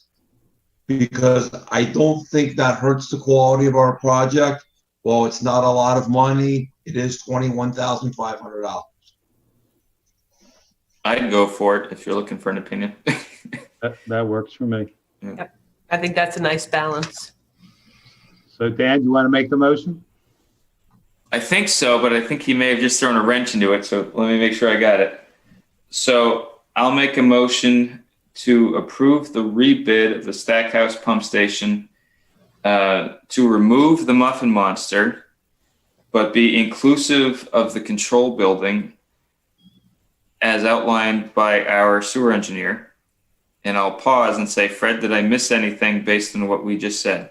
But you want to have it so that the grinder can be installed at a later time Yes. easily, which would include the installation of the rail and the access hatch so it can slide down.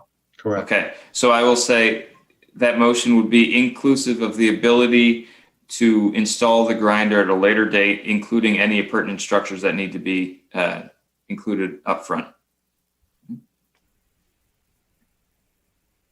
We can't hear you, Suzanne. Probably would be a good idea to include all the option to have it as the fourth contract too. Yeah, and also thank you, Suzanne, for that. And continuing on with the motion, I would also make sure to combine all contracts. Second. Okay, any further discussion by the board? Hearing none. Any public comment, Monica? No public comment. Okay, I'll call the question. All those in favor of the motion signify by saying aye. Raise your hand. Aye. 5-0. Okay. And Dan, when our recording secretary sends me an email about that, I'm going to forward that to you. Okay. Only when she's trying to take Max Headroom's words down here. Then I'll feel better. But yes, Okay. Janelle, you can call me. So is that it, or is a part B for the conveyance system? Is that something we have to talk about, or that's already considered? That's already considered. So we're done. You're done with me. Well, my God, that was fast. Thank you very much, Mr. Hebert. I appreciate it. Yeah, it was quick tonight. Thank you, guys. Be All safe. right, take care. Bye, Fred. Yeah, bye. All right, in that case, we'll go right to Mr. Paco, the engineer's report. Yes, hello. You have in your packet my engineer's report. I'd like to highlight a few items before jumping into the agenda items that I have there. The first one is just a summary on the township road program. The work has been completed. There's several outstanding issues concerning grass area around the ADA ramps, on several ADA ramps that have burned out. They need to come back and oversee that. And then also there's some ponding issues on Rose Hollow Road that they're going to remediate. I'm waiting on a schedule for that work to be completed. We're withholding final payment until that work is completed. The Township MS4 program, we provided an update presentation at the last board meeting on that. We are on schedule to submit both the annual report and the pollution reduction plan by the end of September. We are working on the multimodal transportation fund grant applications. There are two of them. One is for the ADA ramps for future associated with future road program work, and also the Woodside Road bike path. Getting to the development projects, the Caddis development, the contractor is working with the developer to come up with costs associated with the revised traffic control plan. They are working on the driveway entrance along Oxford Valley Road. So we initially anticipated that they would be working on putting in that traffic control plan and starting Dobry Road reconstruction, but it seems like that is been delayed until those internal issues between the contractor and the developer can get worked out. Aaron Development, we just received a revised submission package for final plan review, so we'll be looking at that. And if Dan, I understand you may have had some questions on that, so feel free to reach out to me and discuss as we're reviewing that. The Scammell's Corner development, I had a wonderful conversation with the developer earlier today. They have agreed to the next time they're mowing, they're responsible for mowing the basin, as the development has not been dedicated yet. In talking with PennDOT, PennDOT has indicated that they are not responsible for maintaining the grass area along Afton Avenue. They indicated that as part of the HOP application that the developer was going to be responsible for that. We've sent a letter notifying the developer. They agreed that they will mow it in the time being while they review that HOP application with PennDOT. And they are out to bid with the improvements to the rain garden in the cul-de-sac. And so they anticipate having all work completed by the end of the month within the Scanlon's Corner development. So that's pretty much the update that I have.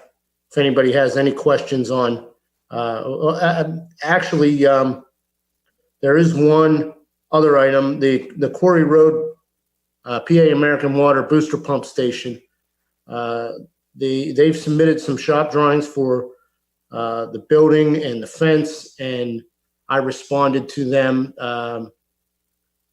We eliminated the barbed wire on top of the fence, and then the building has a stone facade at the bottom and a red vinyl siding on top. And so those were the comments that I had made back to PA American Water for the look of that booster pump station. So, like I said, if there's any questions on the engineer's report, I'm happy to take them. Hearing none, I'll move into the two agenda items. The first agenda item is to consider the approval of change order number 2 for the 2020 bike path reconstruction project. This would be a change order for repairs or improvements to the bike path south, basically between Dobry Road and Oxford Valley Road. This is work that was completed by the contractor. If you'll remember, we brought this up and discussed this at the last meeting. The solicitor's office is still looking into the potential for reimbursement if this change order is paid out. Potential for reimbursement from the property owner of the executive quarters development. So we're recommending an award of this change order simply because the work has already been completed. The value of the work is correct, and so we would recommend the change order approval in the amount of $4,000 to Polaris Construction.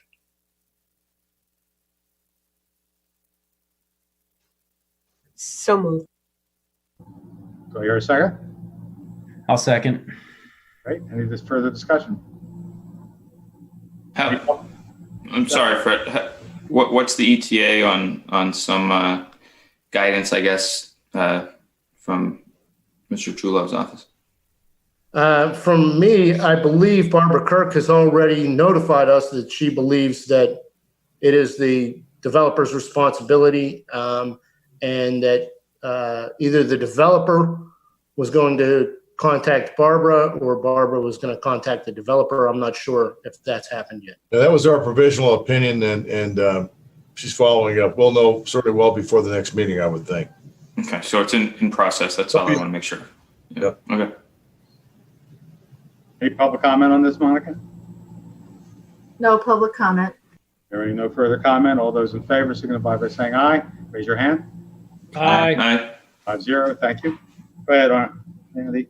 Yeah, and then associated with that would be the consider the approval of the payment application to Polaris Construction. This would be the one and only payment application for the bike path project. The work was completed about a month ago, and subsequent, inspection or subsequent observation has shown that the paving has held up and it's in good condition. Therefore, we would recommend approval of the payment certificate number 1 to Polaris Construction in the amount of $41,937.40. Do I hear a motion? So moved. Second. Who made the motion? Oh, Ms. No, McCartney. yeah, I made it.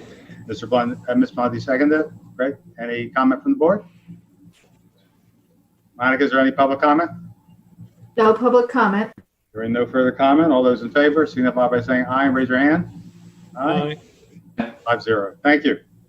Thank you. Thank you, Ann. Aye. All right, so now we go to item number 10, project update. You see before you the usual list of township projects and progress report, unless there's a question. Oh, Mr. Ferguson? I don't have a question, but I'd like to give an update. I'm anticipating probably at the first meeting in October that we will have prepared for you all to make a motion to advertise the bid for the multi-use trail. If you recall, TPD was in and made their presentations, getting the various approvals. So I'm hoping that will be the first meeting in October. As Andy had said, he's putting these projects together for the grant application, which includes the bike path that's listed on there. As Suzanne had mentioned, the paving on Big Oak Road. And as I have previously presented to the board, there's been a lot of discussion about item F on there, that turning lane, which we've really talked about extensively, but that PennDOT has agreed to repaint the lines in that intersection to give at that point where cars get backed up to widen or change the white lines there that cars could maneuver right around them that we've talked about. Our traffic engineer, Joe, is aware that they're going out there and has already prearranged that to be done. And I think that's all I have as far as project updates. The only other thing I will point out is, and you've asked this before, Dan, it's not on project updates, but we did get an approval from the bridge group to do the work on Maple Vale, whatever that is, 300 plus feet or so. Yeah. You know, now they've said they'll do it. Now, as you know, then we have to make sure they do, but we at least have confirmation in writing that they intend to. So I'll make sure I keep the board up to date with it. So very quickly, did they give you any sort of time frame? Probably not. That was a bit ambiguous. So we will we'll pin that down. But they at least we have it in writing to hold them to doing that. And actually, the public works director was out there with the director to go over the sort of start and stop. So it was clear, and he agreed to that. And again, don't hold me to this specifically, 100 plus feet or so. It's like a football field, whatever the length is there. Yeah, that makes sense. And they're going to do it, or we would do it and they'd reimburse us? They will do it. Perfect. Thank you. Kurt, I have a question. It's a good segue. The Woodside Bike Path. I remember last year we were having a discussion about the Bridge Commission's obligation to build a bridge, a pedestrian bridge over the canal. I was doing a volunteer service, cookie delivery to needy individuals, and went by Woodside Road from River Road. Noticed they did a beautiful bridge connecting the new toll bridge to the canal path, but it doesn't look like anything's being done between the canal path and the west side of the canal. Before we get to where we're going to start building our portion, I think we might need another meeting with the toll commission. Agreed. I'm not prepared to answer that. No, but I know. No, I know what you're talking about, and I agree. So, hopefully, that's a good problem to have. Is that we're ready to do our portion and we need them. So, but I agree with you, and I know Jim Majewski, the planning director, has been out there. He's had conversations with that relevant group of people, and I'll just make sure we keep that on our list. Thank you, sir. In that case, we've finished with project updates. Go to item 11, the manager's report. So the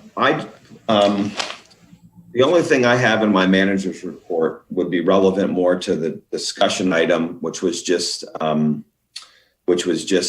the discussion about EAC. While I don't have a specific date for you all, I am anticipating, as has been the case the last couple of years, to have a preliminary or a manager's budget to you prepared for presentation sometime in later October.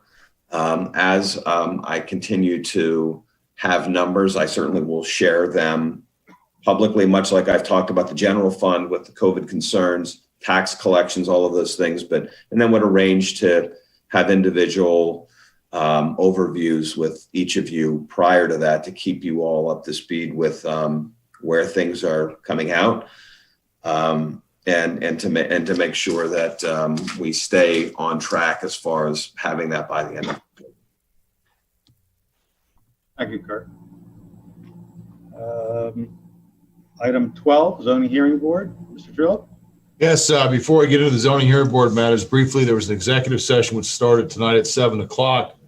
Concluded just before this meeting started. All supervisors were present, as well as Mr. Ferguson, myself, and Chief Coluzzi.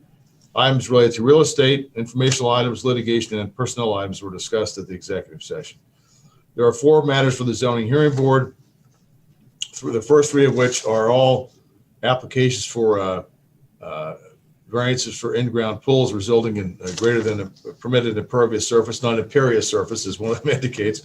And I'll go through them briefly individually.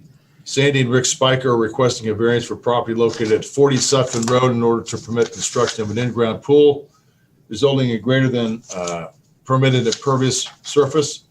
And that's an increase from 34.3 to 35.1%. Based upon the application and our experience with the zoning hearing board's experience, we would recommend deferring to the zoning hearing board in this matter. This does not appear to be in a flood zone either, just to answer that question if anybody anticipates. So I don't know if anybody, if you want to make a motion, you can. If not, we can just defer it. It's entirely up to the board. Unless there's an objection, let's defer. Okay with that. Okay, go ahead. Number 2. Next, Adrian Biscovianu, I hope I pronounced the name correctly, is requesting a variance for property located at 761 Sumter Drive in order to permit construction of an in-ground pool, resulting in greater than permitted impervious surface. This goes from 18.46 to 19.9%. Again, similar to the prior matter. And after looking at it in more detail, it's clear what the application is about. It's, again, similar to the prior matter. We would recommend deferral unless there's any other questions or anything else that would be required. Unless there's an objection, we will defer. Next, Stephen and Mary Mooney are requesting a variance for property located at 1334 University Avenue in order to permit construction of an in-ground pool resulting in greater than permitted impervious surface. Again, based upon the application and the experience of the zoning hearing board, we recommend deferral. Again, and this doesn't appear to be in the flood zone either. I requested any clarification and did not receive anything to indicate it was in the flood zone. Same with the prior application as well. So, unless there's an objection, we will defer. Okay. And finally, one non-pool application. Barbara Curtis is requesting a variance for property located at 1540 Old Farm Court in order to permit construction of a fence over a sewer easement.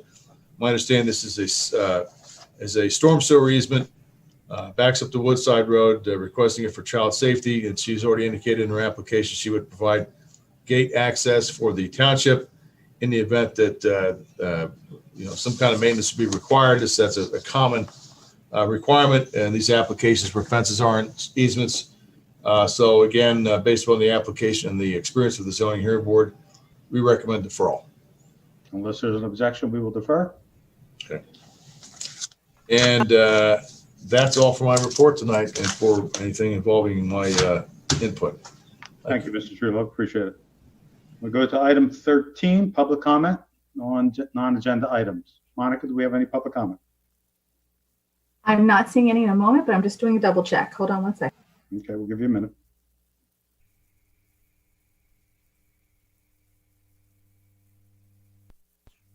It looks like we do.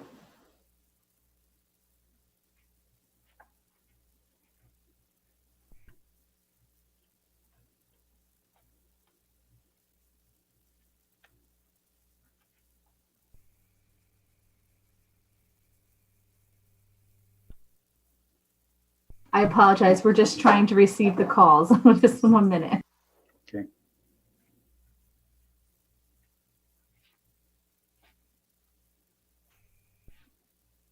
Robert is coming in.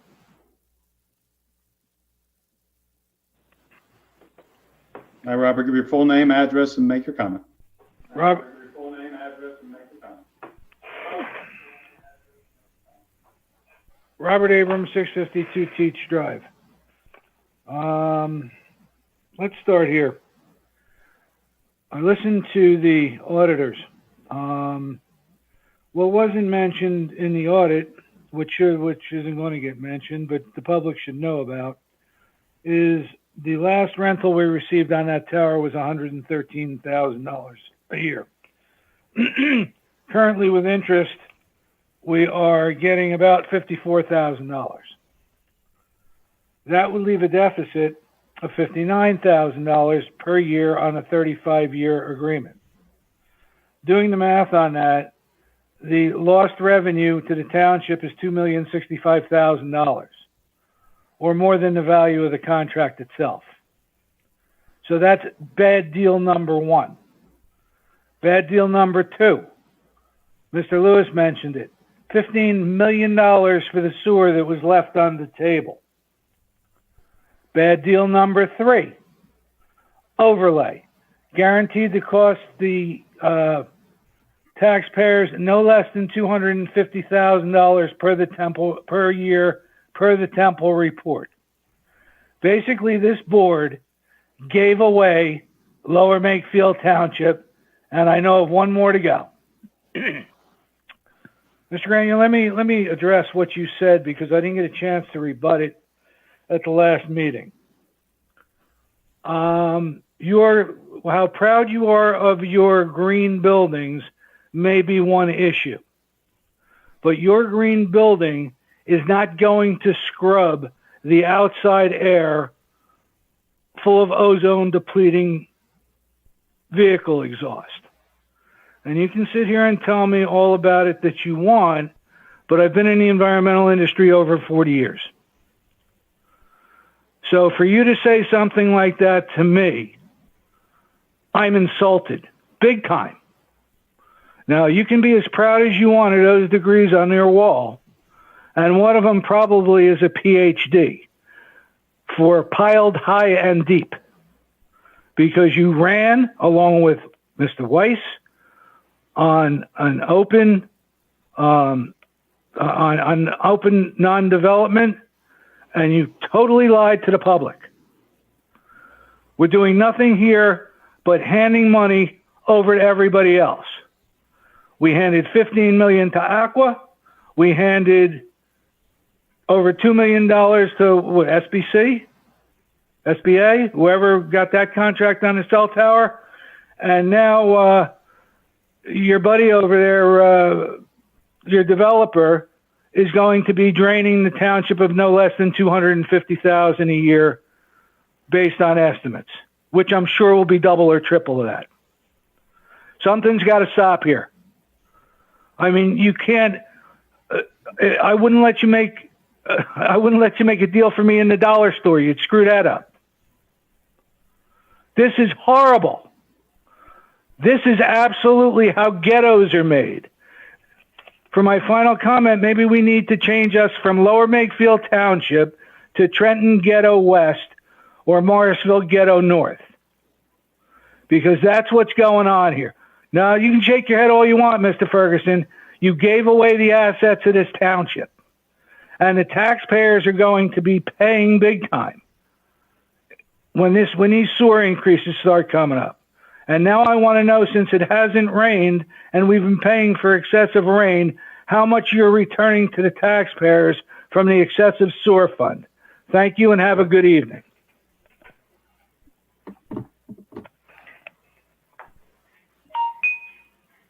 Mike, is there any more comments? Yes, Gordon is on the line.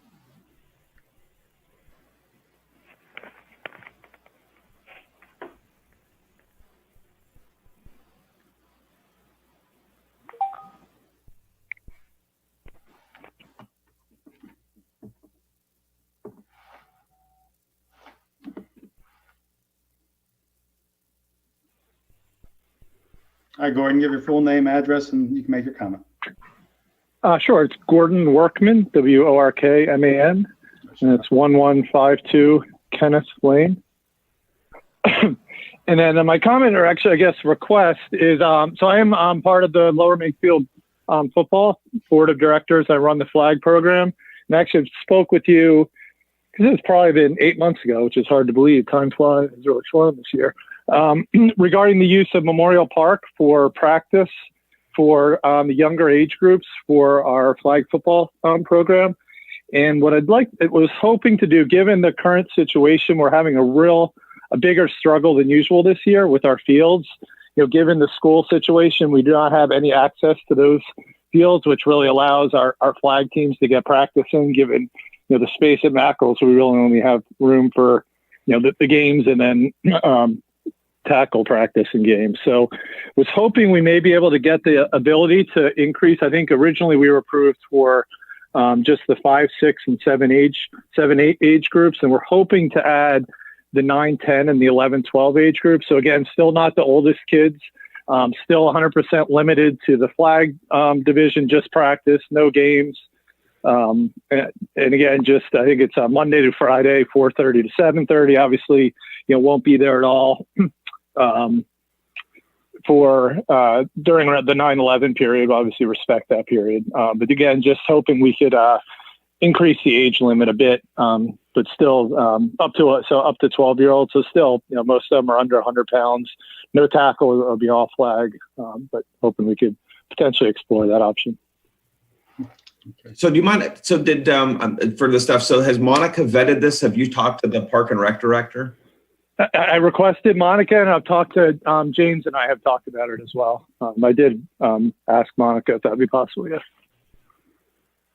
I mean, I can poll the board at this point. Is there any objection to looking at ways we can increase, I guess, not only the flag program, but any other program because of the limitations with the school district? I just have a couple of questions or points to it as well, Fred. So just Gordon, just to clarify, it's essentially, expanding on the age groups that you already had. This isn't a long-term, this is basically just a short-term until, either all COVID restrictions are lifted or, Pennsbury opens up its fields back up to people, correct? Yep, that's correct. I mean, typically the majority of our flag teams practice at the middle school. And again, given the COVID restrictions and the limitation on only varsity sports, they're not giving permits for any of their fields for outside organizations this year. Okay. Yeah. So who are you calling on, Fred? I'm sorry. Dan, go ahead. Okay, sorry, I just want to cut anyone off. So I guess my concern is we're prefacing this with because of COVID restrictions, we want to give other options for fields to use because they're not allowed to use certain fields. We're still in COVID conditions. So, I'm very concerned about allowing a bunch of little kids running around when they are, there's still the possibility of infection during this thing when they're in close proximity, et cetera. I can tell you firsthand what it's like to deal with this, and it's by no means fun or safe. So I'm very concerned about opening up fields during COVID time for this type of activity because I really don't think it's safe based on what I'm hearing. Would you mind if I interject with that, Dan? Go ahead. Or Fred, whoever I'm in. I just wanted to let you know, LMFA is practicing already under COVID restrictions approved by the Bucks County Board of Health. So this is not something that they're not already doing. It's kind of something that we're seeing across the board with the school fields closed. That use of space is limited. But we also have to remember that this agreement was only for 1 year anyway. We were going to see how it went.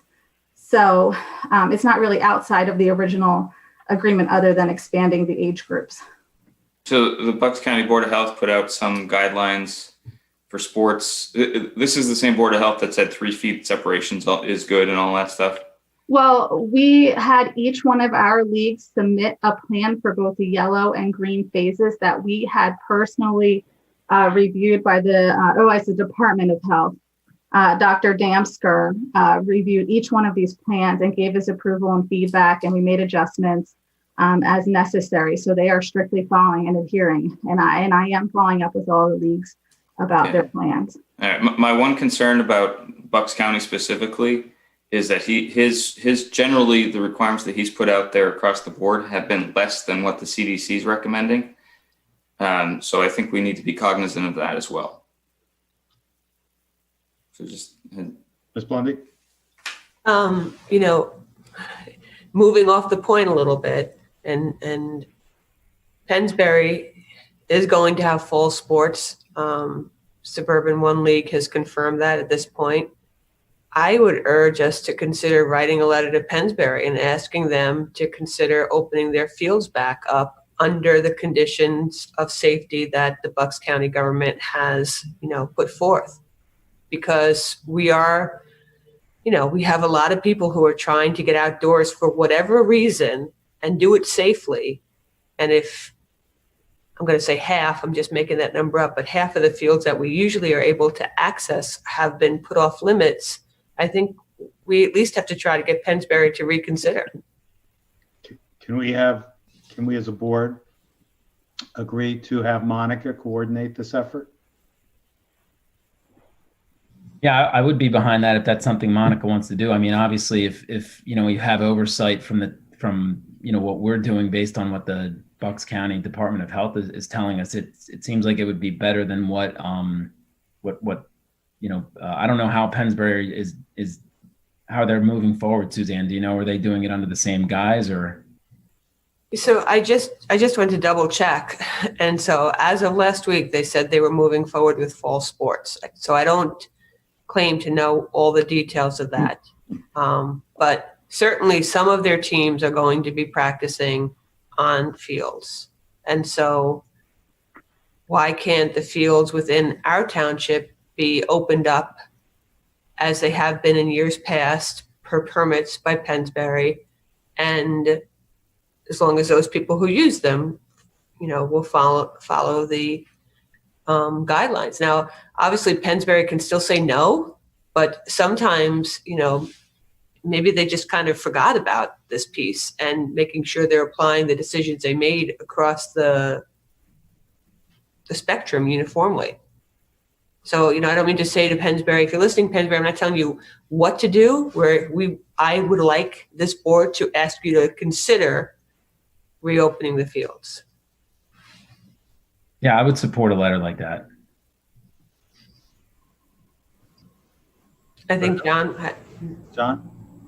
Yeah, Monica, first a quick question, because I'm sure this isn't, because it didn't come through at all. Do you feel this is something you could schedule under the current scenario as suggested by the caller, absent Pennsbury? I mean, we could probably work together. The reason we were doing the younger ages, because they have a tendency to be a little lighter on the fields, not harm the fields as much as older groups. But it is still flag. If necessary, I understand all of our fields are really overused as it is, and the influx of registration in all of our rec sports are so high because I think it's only for Pennsbury, and Gordon, you can correct me if I'm wrong. Pennsbury's only playing varsity sports this year. So all the younger kids are coming over and registering for rec sports. So we're getting a very high demand for registration with already light facilities. So I can try my best to work with Gordon, but still there remains a problem. Yeah. I guess. And I'd be happy to, I'm sorry. Yeah, I would be happy to give you, Monica, the discretion to work on whether you could make that occur scheduling wise, because I don't know you know better than I would ever know about the scheduling in the fields. And if it's okay with other board members to give her the discretion to reach out to Pennsbury to see what the status would be on the fields. Yeah, I also would give her the discretion to work out with Gordon as necessitated and kind of manage that piece of it, if you're okay with that too, John. Yeah, my sense is first because Monica has to deal with, the load on the fields and balancing different, different participants who want to use the fields. And Gordon, by full disclosure, my son played LMFA from beginning to end. But he also did PA. I mean, he's done them. Yeah. My sense is that I'd want to delegate authority to Monica on that, but that's, my thought, I guess, more than anything. I think that's the consensus of the board. So Gordon, Monica, you've got Great. talking to. Okay, thanks, Gordon. Appreciate it. Great. No, thank you. I appreciate the time. All right. Monica, is there any other public comment? No further public comment. Okay. There is one discussion item. I'm sorry, Fred, there is another comment. Oh, okay. From Lauren. Lauren, okay.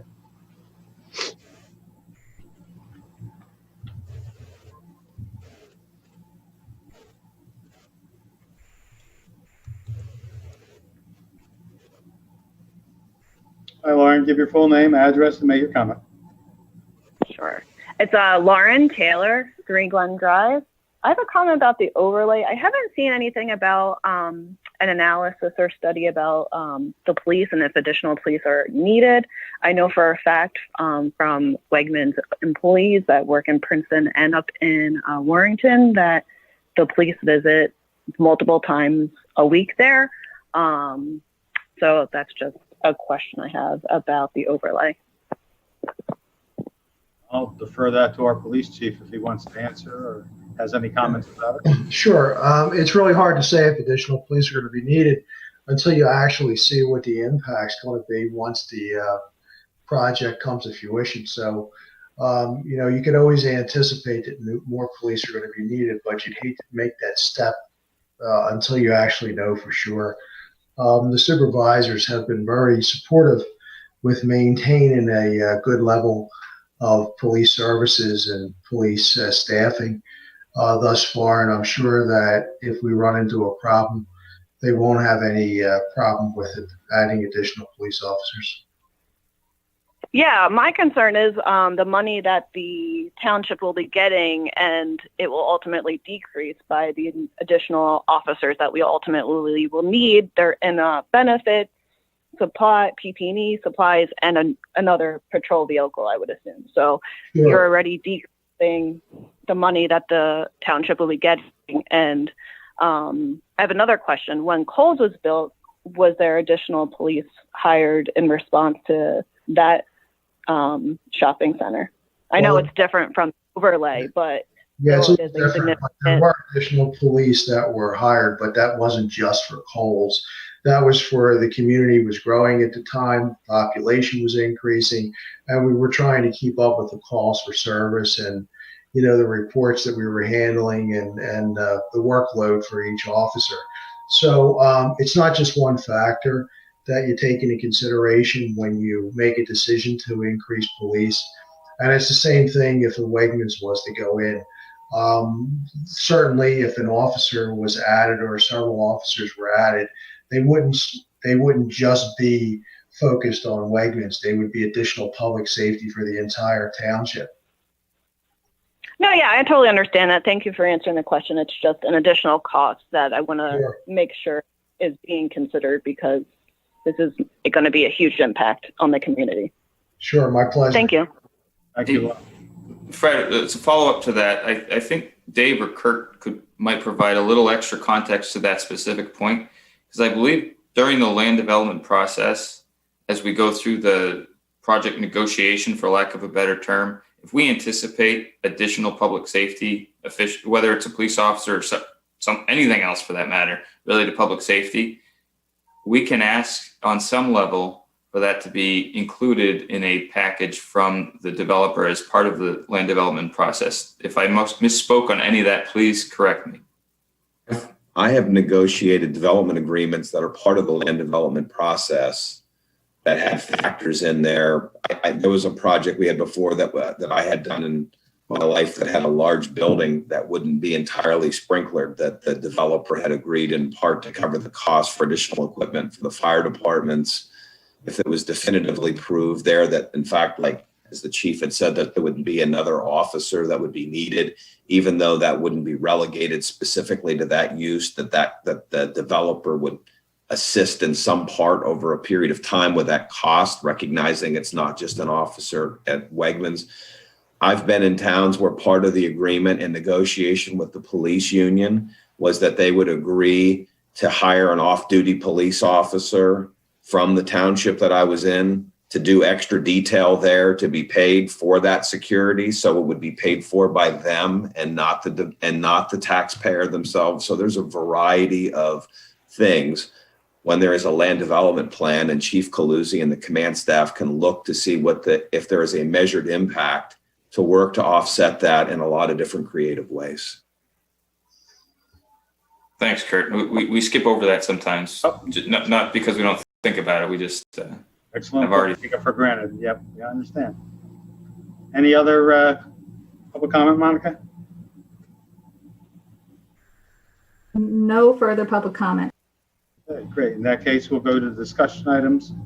The EAC has requested that they have their own Facebook page. In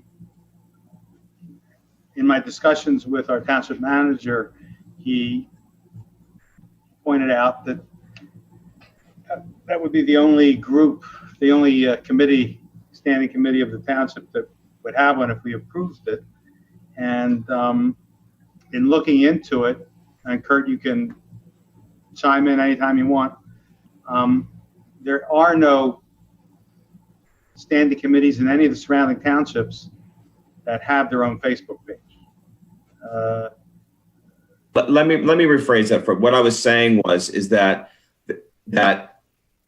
and again, I don't want to be carte blanche across Bucks County, that for the most part, committees, and we have a lot of them here, don't necessarily host their own Facebook pages.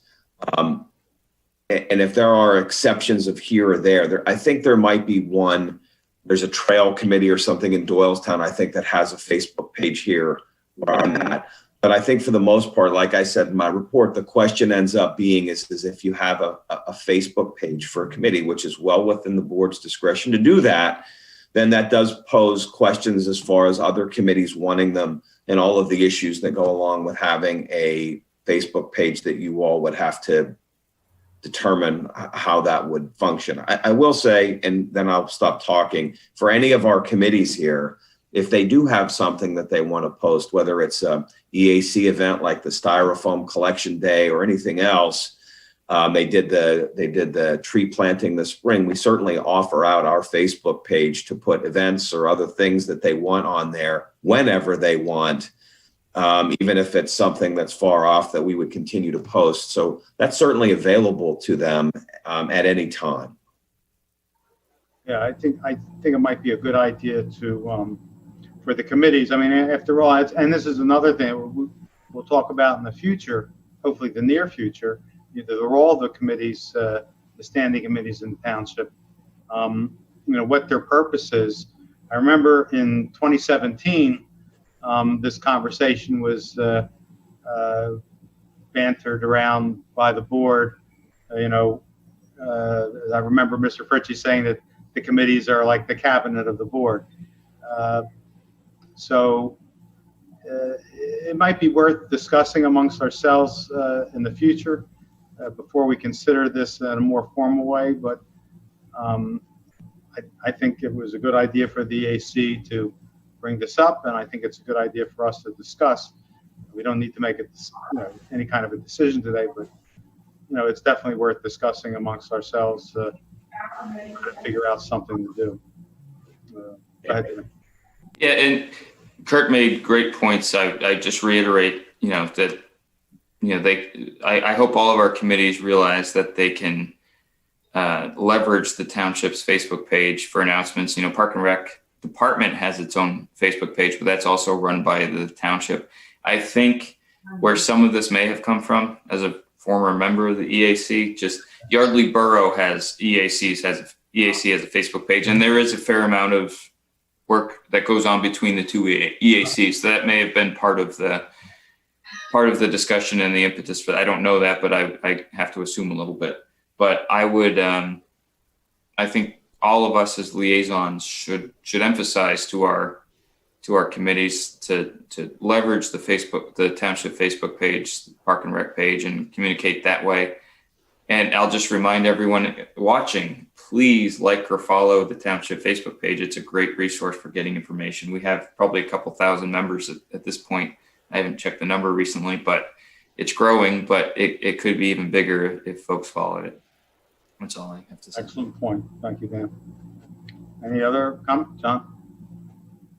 Yeah, in general, I think we need to have a township communications plan and strategy about how we use social media and email. They've grown pretty precipitously.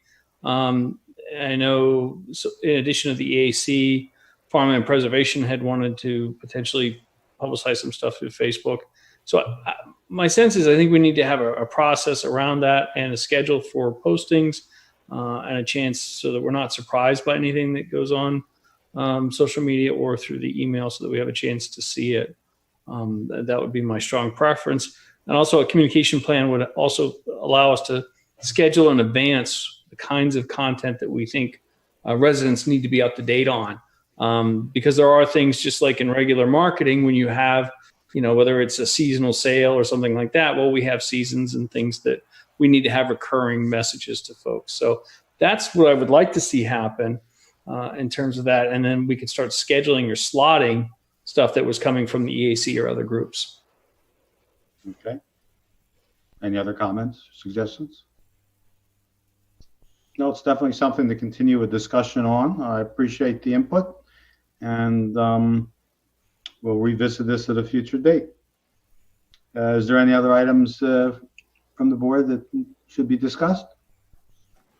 Great. We'll go to item 15, Supervisors reports. I have nothing that needs to be reported at this time. Mr. Renner? Nothing. The only thing I'll say is the Electric Reliability Committee I know, Kurt, they're reaching out to you about possibly setting up a date. I know that's not set yet, but they are reviewing the recent the PUC's annual reliability report, which from 2019 then includes PICO, and they're going to be looking at scheduling meetings soon. They don't get to meet all that often, so I'm looking forward to that meeting. Ms. Blundy?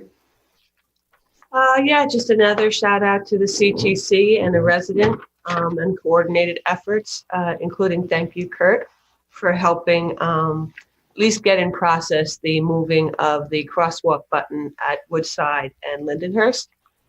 Don't know how it got placed where it did, but very difficult to access, and we are in the process of getting it relocated where people can actually push the button. So thank you, everybody, for looking out and communicating and working to make Lower Makefield a great place to live.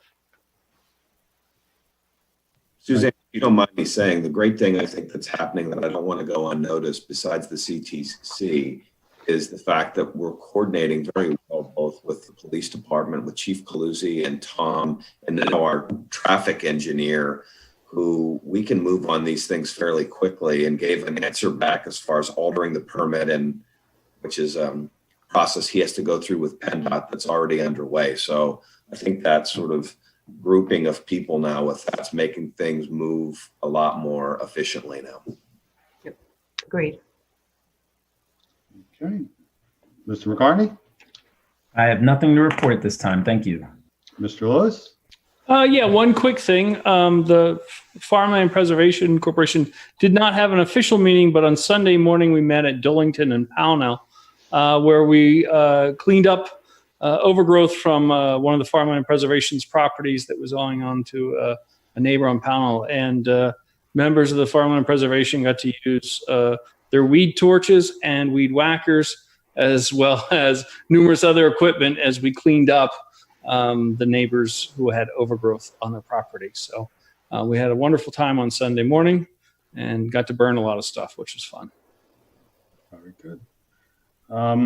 there any appointments to boards or commissions? Are we doing other business tonight? Any other business? Yeah, I have something tonight. Okay.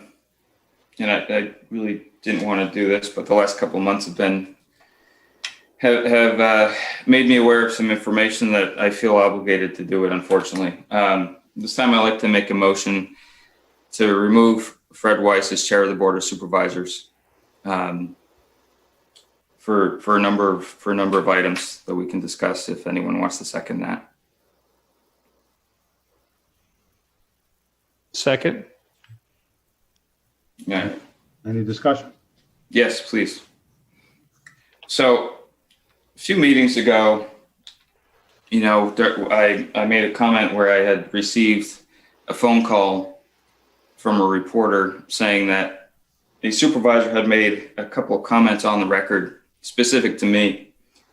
One was a claim that I was having an affair on my wife with a man, which was completely unfounded and untrue. This is at the time I was trying to I was self-isolating, dealing with pneumonia.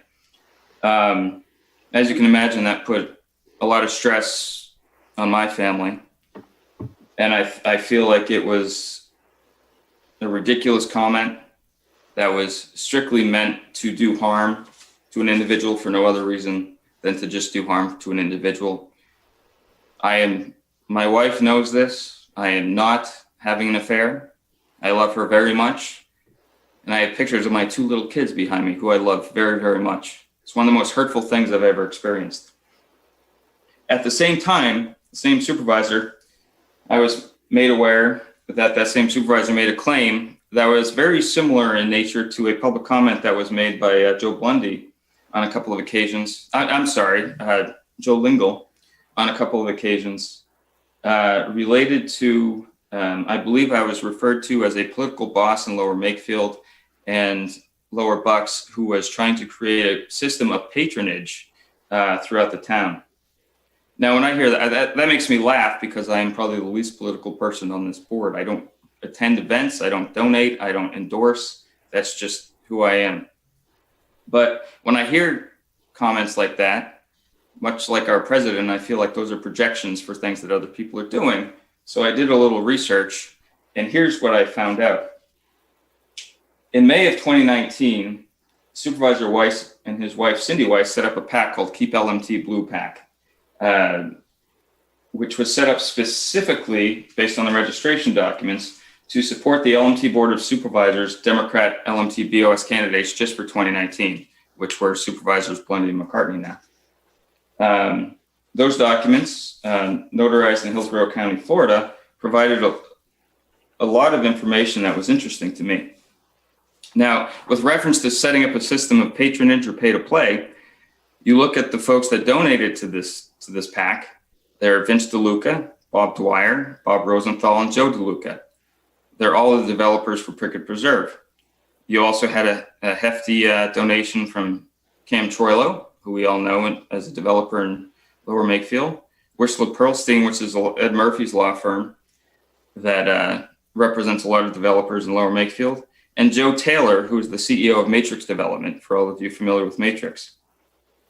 Now, most of that money was then passed through to the Blundy McCartney for LMT Supervisors PAC to the tune of over $6,000. We heard at our meeting on Monday from Supervisor Blundy that she's never directly or indirectly accepted any contributions from any developers. Well, I just read off 6 of them, which is probably the 6 biggest in Lower Makefield, in addition to an attorney that often represents them. In addition to that, what was interesting to me is the same PAC, Keep LMT Blue, not only donated heavily to Blundy McCartney. Well, I take that back. The Blundy McCartney campaign also had a fundraiser on June 13th, 2019, which was attended by Mr. Dwyer and I believe also Mr. DeLuca, although I'm not positive about that, I've been told, because I was not there. Now, in addition to that, the Keep LMT Blue PAC has donated thousands of dollars for Judy Reese for Congress, both through the PAC and through individuals such as Fred Weiss and the new PAC leader, Judith Gordon. In addition to that, another couple of members of the Weiss family have donated to Judy Reese for Congress. What's interesting about that to me, given the claims that were made against me to the media on the record, was that Saul Weiss, who was Fred Weiss's son, in 2017 was an entry-level social worker at the county, and the year after she was elected was appointed to be the prothonotaria's deputy to the tune of a 32% pay increase. I cannot sit idly by here being attacked almost on a regular basis, both publicly and behind the scenes, by so many people. The Supervisor Weiss's wife, Cindy, has sent me private Facebook messages twice. One was to sign the petition to support Wegmans, and the second time was threatening me regarding the sewer system. I've personally have endured a ridiculous amount of attacks, all of it unfounded, while at the same time, the people making these attacks are out here doing exactly what they're claiming that I'm doing while I'm doing nothing.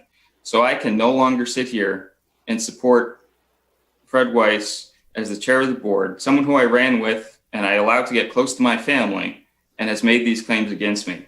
And furthermore, I am incredibly disappointed in Supervisor Blundy for not coming forward when asked on multiple occasions and just admitting to the fact that you took money from these people. That's just, if someone asked me, I said it. It's unfortunate, but I had to answer yes. And these, to have not only one of them, like Mr. Dwyer, but to have all of them and then some donate directly and indirectly and use the Keep L&T Blue Pack to push the money through. It's beyond the pale. And I can no longer support this going forward, in addition to everything else that's going on this year. Those are my comments. Well, those are interesting comments. How you went from your personal attacks from somebody other than me to a PAC which I helped start but left within a month. All those donations were made during your time as the head of the PAC, Dr. Weiss. Actually, I think a few were, but most were not. I don't even know how much was collected, but I do know from a discussion with my lovely wife that Mr. McCartney and Miss Blundy got less than 10%, or about 10% of all that was collected from the PAC. The PAC that I know of gave money to not only Judy Reese's campaign, but various Democratic candidates in the area, including Perry Warren, Corinne Kreinagel, and Judy Reese, and gave a bulk of the money to Buck's Victory and the Bucks County Democratic Committee. That's what I know. I might be a little off on the percentages, but the PAC can do whatever it wants. I only had a very slight hand in forming it, but Ms. Gordon was kind enough to run with it after, when she was asked, and I really had nothing to do with it afterwards. As far as personal attacks on you, I've never made any in public, never made any in private. I haven't talked to you other than at meetings since February of this year. Never had any words of personal disagreement. I'm a little surprised that you were making these comments. How a PAC donates their money is its business, and if you don't like it, that's okay. But it has nothing to do with me being the chair of this board. And however, I serve at the discretion of the majority of the board. I would be happy to step down as the chair at any time if the majority of the board feels that it's necessary. So I'm going to cut off any further discussion because it's really not necessary, and I will retain counsel on slander if anybody decides to make another comment against me or my wife at this point. So I will call it to a vote. All those in favor of removing me as chair, signify by saying aye and raise your hand. Aye. Mr. Chula, is he allowed to cut off supervisor comments? You can make comments, but understand I will retain counsel, and you will be subject to slander if you open your mouth and say something that's blatantly false. So unless It you would be, anybody can make a comment. There's now been an indication of potential litigation, so I would caution anybody who makes any further statements about that. Just saying that right now. I'm not going to say whether I believe litigation is appropriate or anything. I'm not making a comment or interpretation about that, but the statement's been made, so I just would caution anybody going further. I'm not saying you can't, just remember what's been said. Hey, Mr. Trullo, if I can ask a quick question. What is the level of threshold upon which someone can be sued for slander if they're a public official? That's, you're testing me with my knowledge from my graduation from law school in 1983, and the law's changed quite a bit since then. It is a higher standard for public officials. As long as it relates to the nature of the office. Right. Yeah. So there's all kinds of permutations from that have to be reviewed, and for me to give an off-the-cuff answer on that, I will say this will go past this conversation and this discussion. So if any of the other three supervisors want to make comments, they can. Again, keep in mind what's been said so far. So I will say this, and I will try to hold my tongue. I guess I should have seen what was coming when you somehow made Joe Lingle Joe Blundy, but whatever. Dan, did I get money from a PAC? Did our campaign get money from a PAC? It did. John, I've never looked into your PAC, but you donated, so maybe I should pull up all of that and other PACs that I got money from. So I'm going to stick with what I've said, what I've always said. Dan, I think one of the comments you said was that the bulk of the money, and then Fred said something about 10%. So I'm not even going to touch that because I've never looked at that information before. But I find it disingenuous at best for you to make this motion and then somehow drag me and James, Joe Lingle, my husband. I don't even know what's going on. So since none of that theoretically is germane to the motion you made, I'm just going to leave it right there. No, I would respond that the Keep LMT Blue PAC made 3 contributions to the Blundy McCartney for LMT Supervisors PAC, totaling $6,250. In addition to that, those individuals. What does this have to do with your motion? Because if you want to talk about campaigns, I guess we can do that. But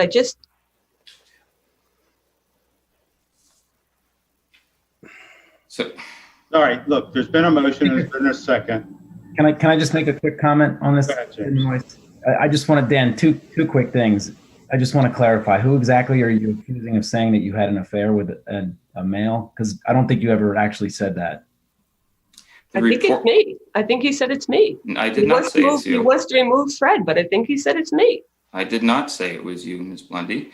The reporter called me and said that Dr. Weiss, I apologize, said on the record those 2 accusations. One, that I was quote unquote friends with benefits with David Berea of Yardley Borough,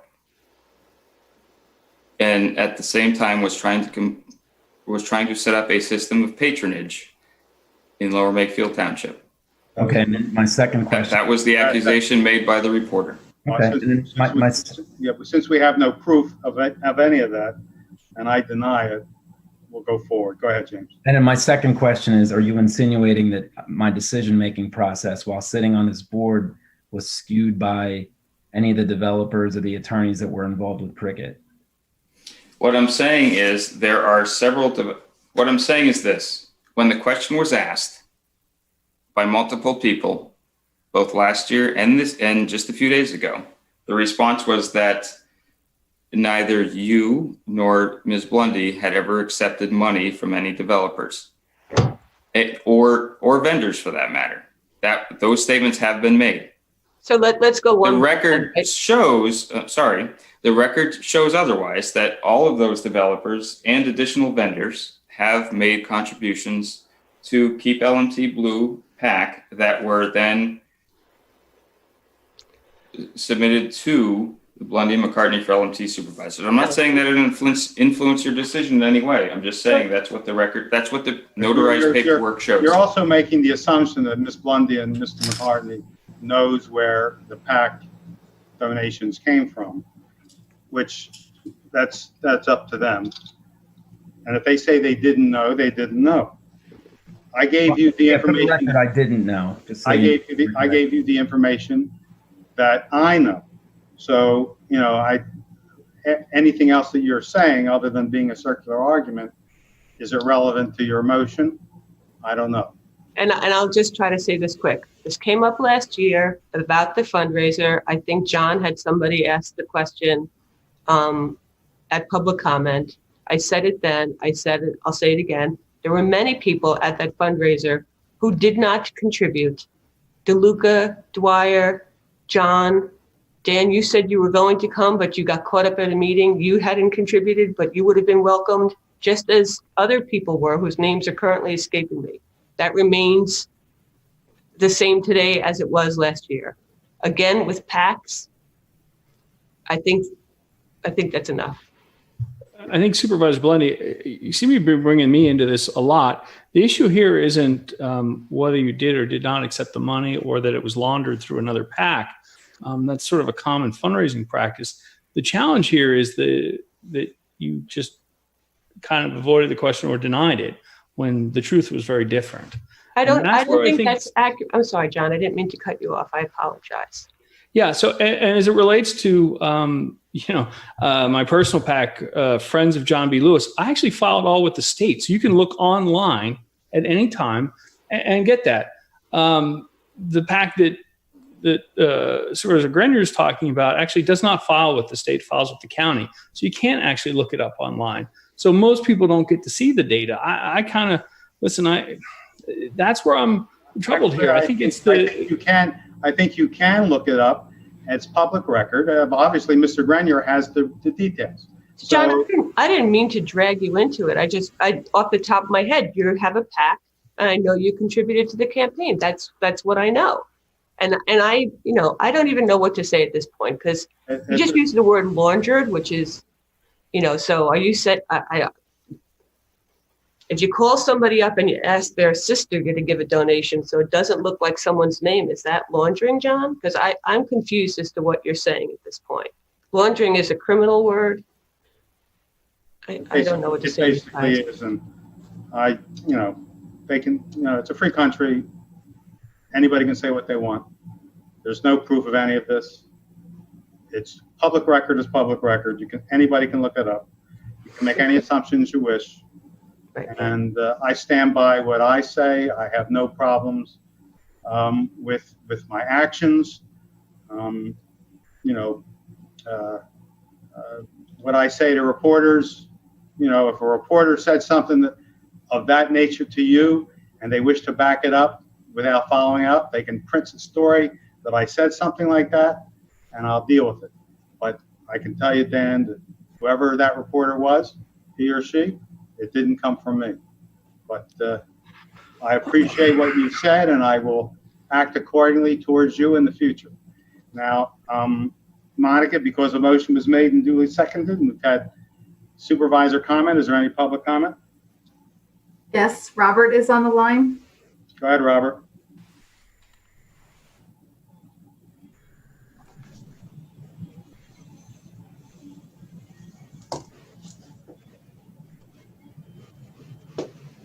Robert, unmute yourself.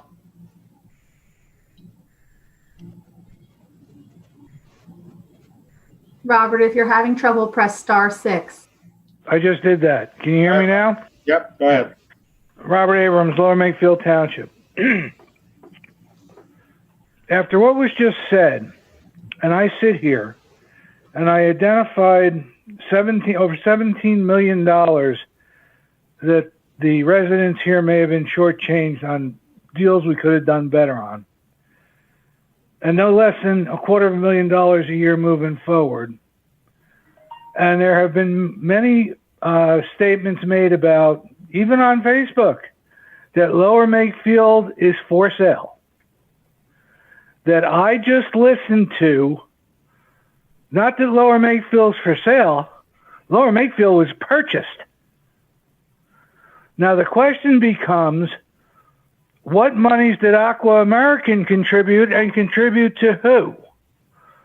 Because we already know Mr. DeLuca, for his overlay, him and his buddies contributed immensely and contributed to the 3 that voted for it.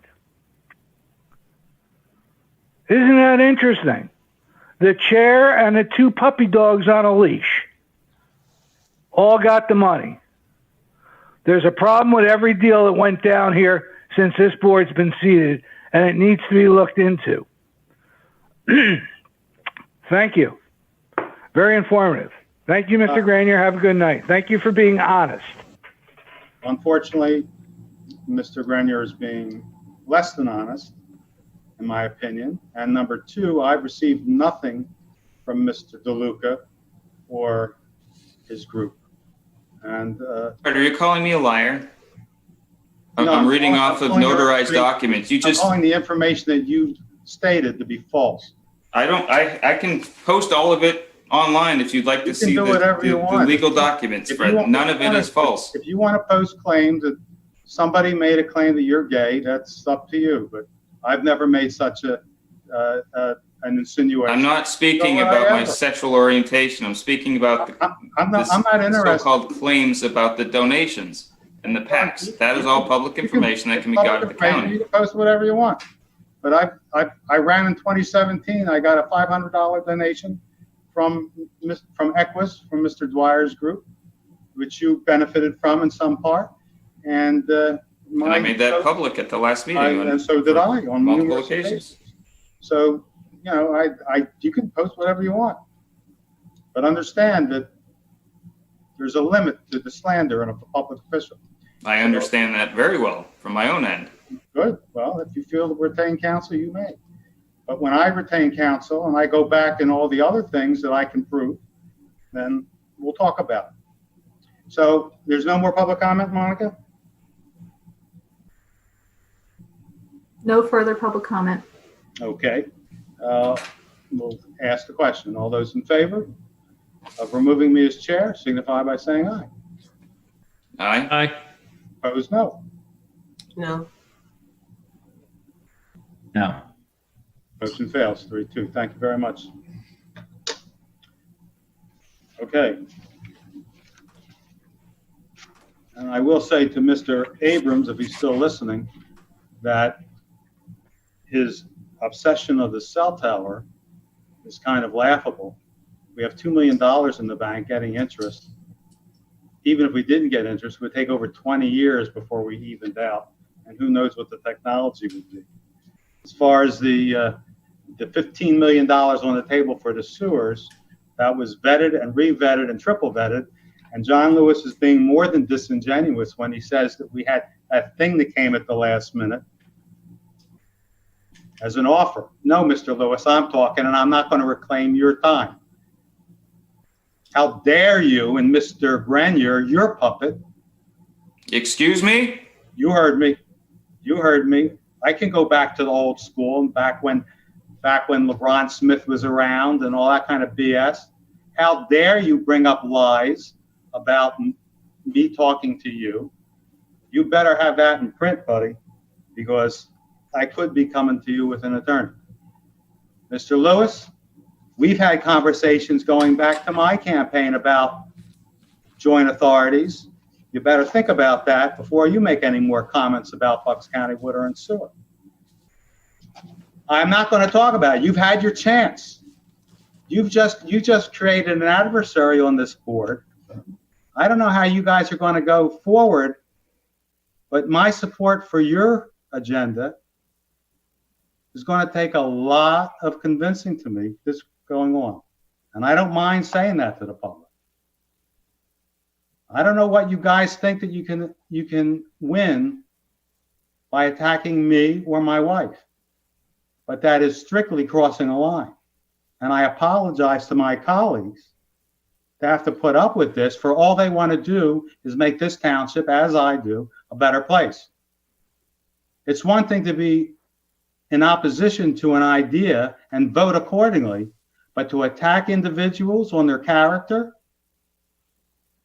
that is not only against the handbook of a supervisor of a second-class township, it's against the code of a second-class township. And I am very disappointed for both of you.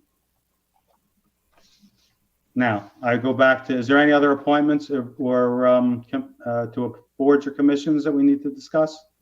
Yeah, I would make a motion to appoint Jason Simon to the Electrical Reliability Commission, which I'll second. currently has 3 vacancies. Okay. I'll second that motion. Mr. Jason Simon, appointment to the Electric Reliability Committee. Any discussion? Sure. So I spoke to the Electric Reliability Committee about that. As you know, we are looking to potentially realign the Electric Reliability Committee. I have not had a chance to interview Mr. Simon yet.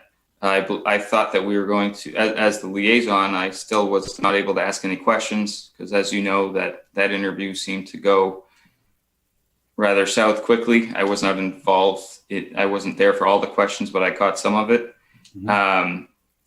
I would not support him at this time for a few reasons. One, conversations he's had with me include what I know of it. He has no background whatsoever, knowledge at all of PICO or anything technical that would support the many professionals on that committee that do have technical background. He's told me that he just wants to come in and lead that group and show them what to do, which I think would be stepping on some folks' toes that have been in that position for quite a long time, that volunteer a lot of time to the township to make it better. At the same time, when Mr. Simon provided us his resume, he blacked out all of his clients, so I don't know if he has any conflicts with with PICO or any of their associated parent company. They're part of Exelon. If he has Exelon, PICO, or any of the other Exelon companies as clients, he purposely blacked that out. In addition to that, I'm aware of some comments behind the scenes that he's made about some of the goings on of the board that I don't find to be appropriate for someone who's going to represent us on a committee and provide us with good faith opinions on things. I respect his volunteerism as a member of PAA, and he's a very vocal member of the community. But for this position, I don't think it's appropriate. Potentially Park and Rec or something like that, I think would be appropriate given his background. But for electric reliability, I would not support that as the liaison. Yeah, based on the circumstance that we work in competing industries and other issues, it's probably best for me to abstain on this particular vote, which is, I think, the most appropriate. Okay, that's fine. I feel that Mr. Simon is an active member of this community, a former supervisor, former member of PAA. I think he was the head of PAA for a while as the commissioner. He is very concerned about the electric reliability of this township and is willing to learn, from what I understand. A quorum was present during his interview, and I think we have the information needed to vote up or down at this point. So all those in favor of appointing Mr. Simon as a member of the Electric Reliability Committee, signify by saying aye and raise your hand. Aye. Aye. Opposed? Opposed. It's 3-1. Mr. Simon. Abstain. Mr. Abstains. 3-1-1. Okay. Thank you. Is there any other business? Hearing none, this meeting is adjourned. Thank you very much. Good night. Good night. Hey.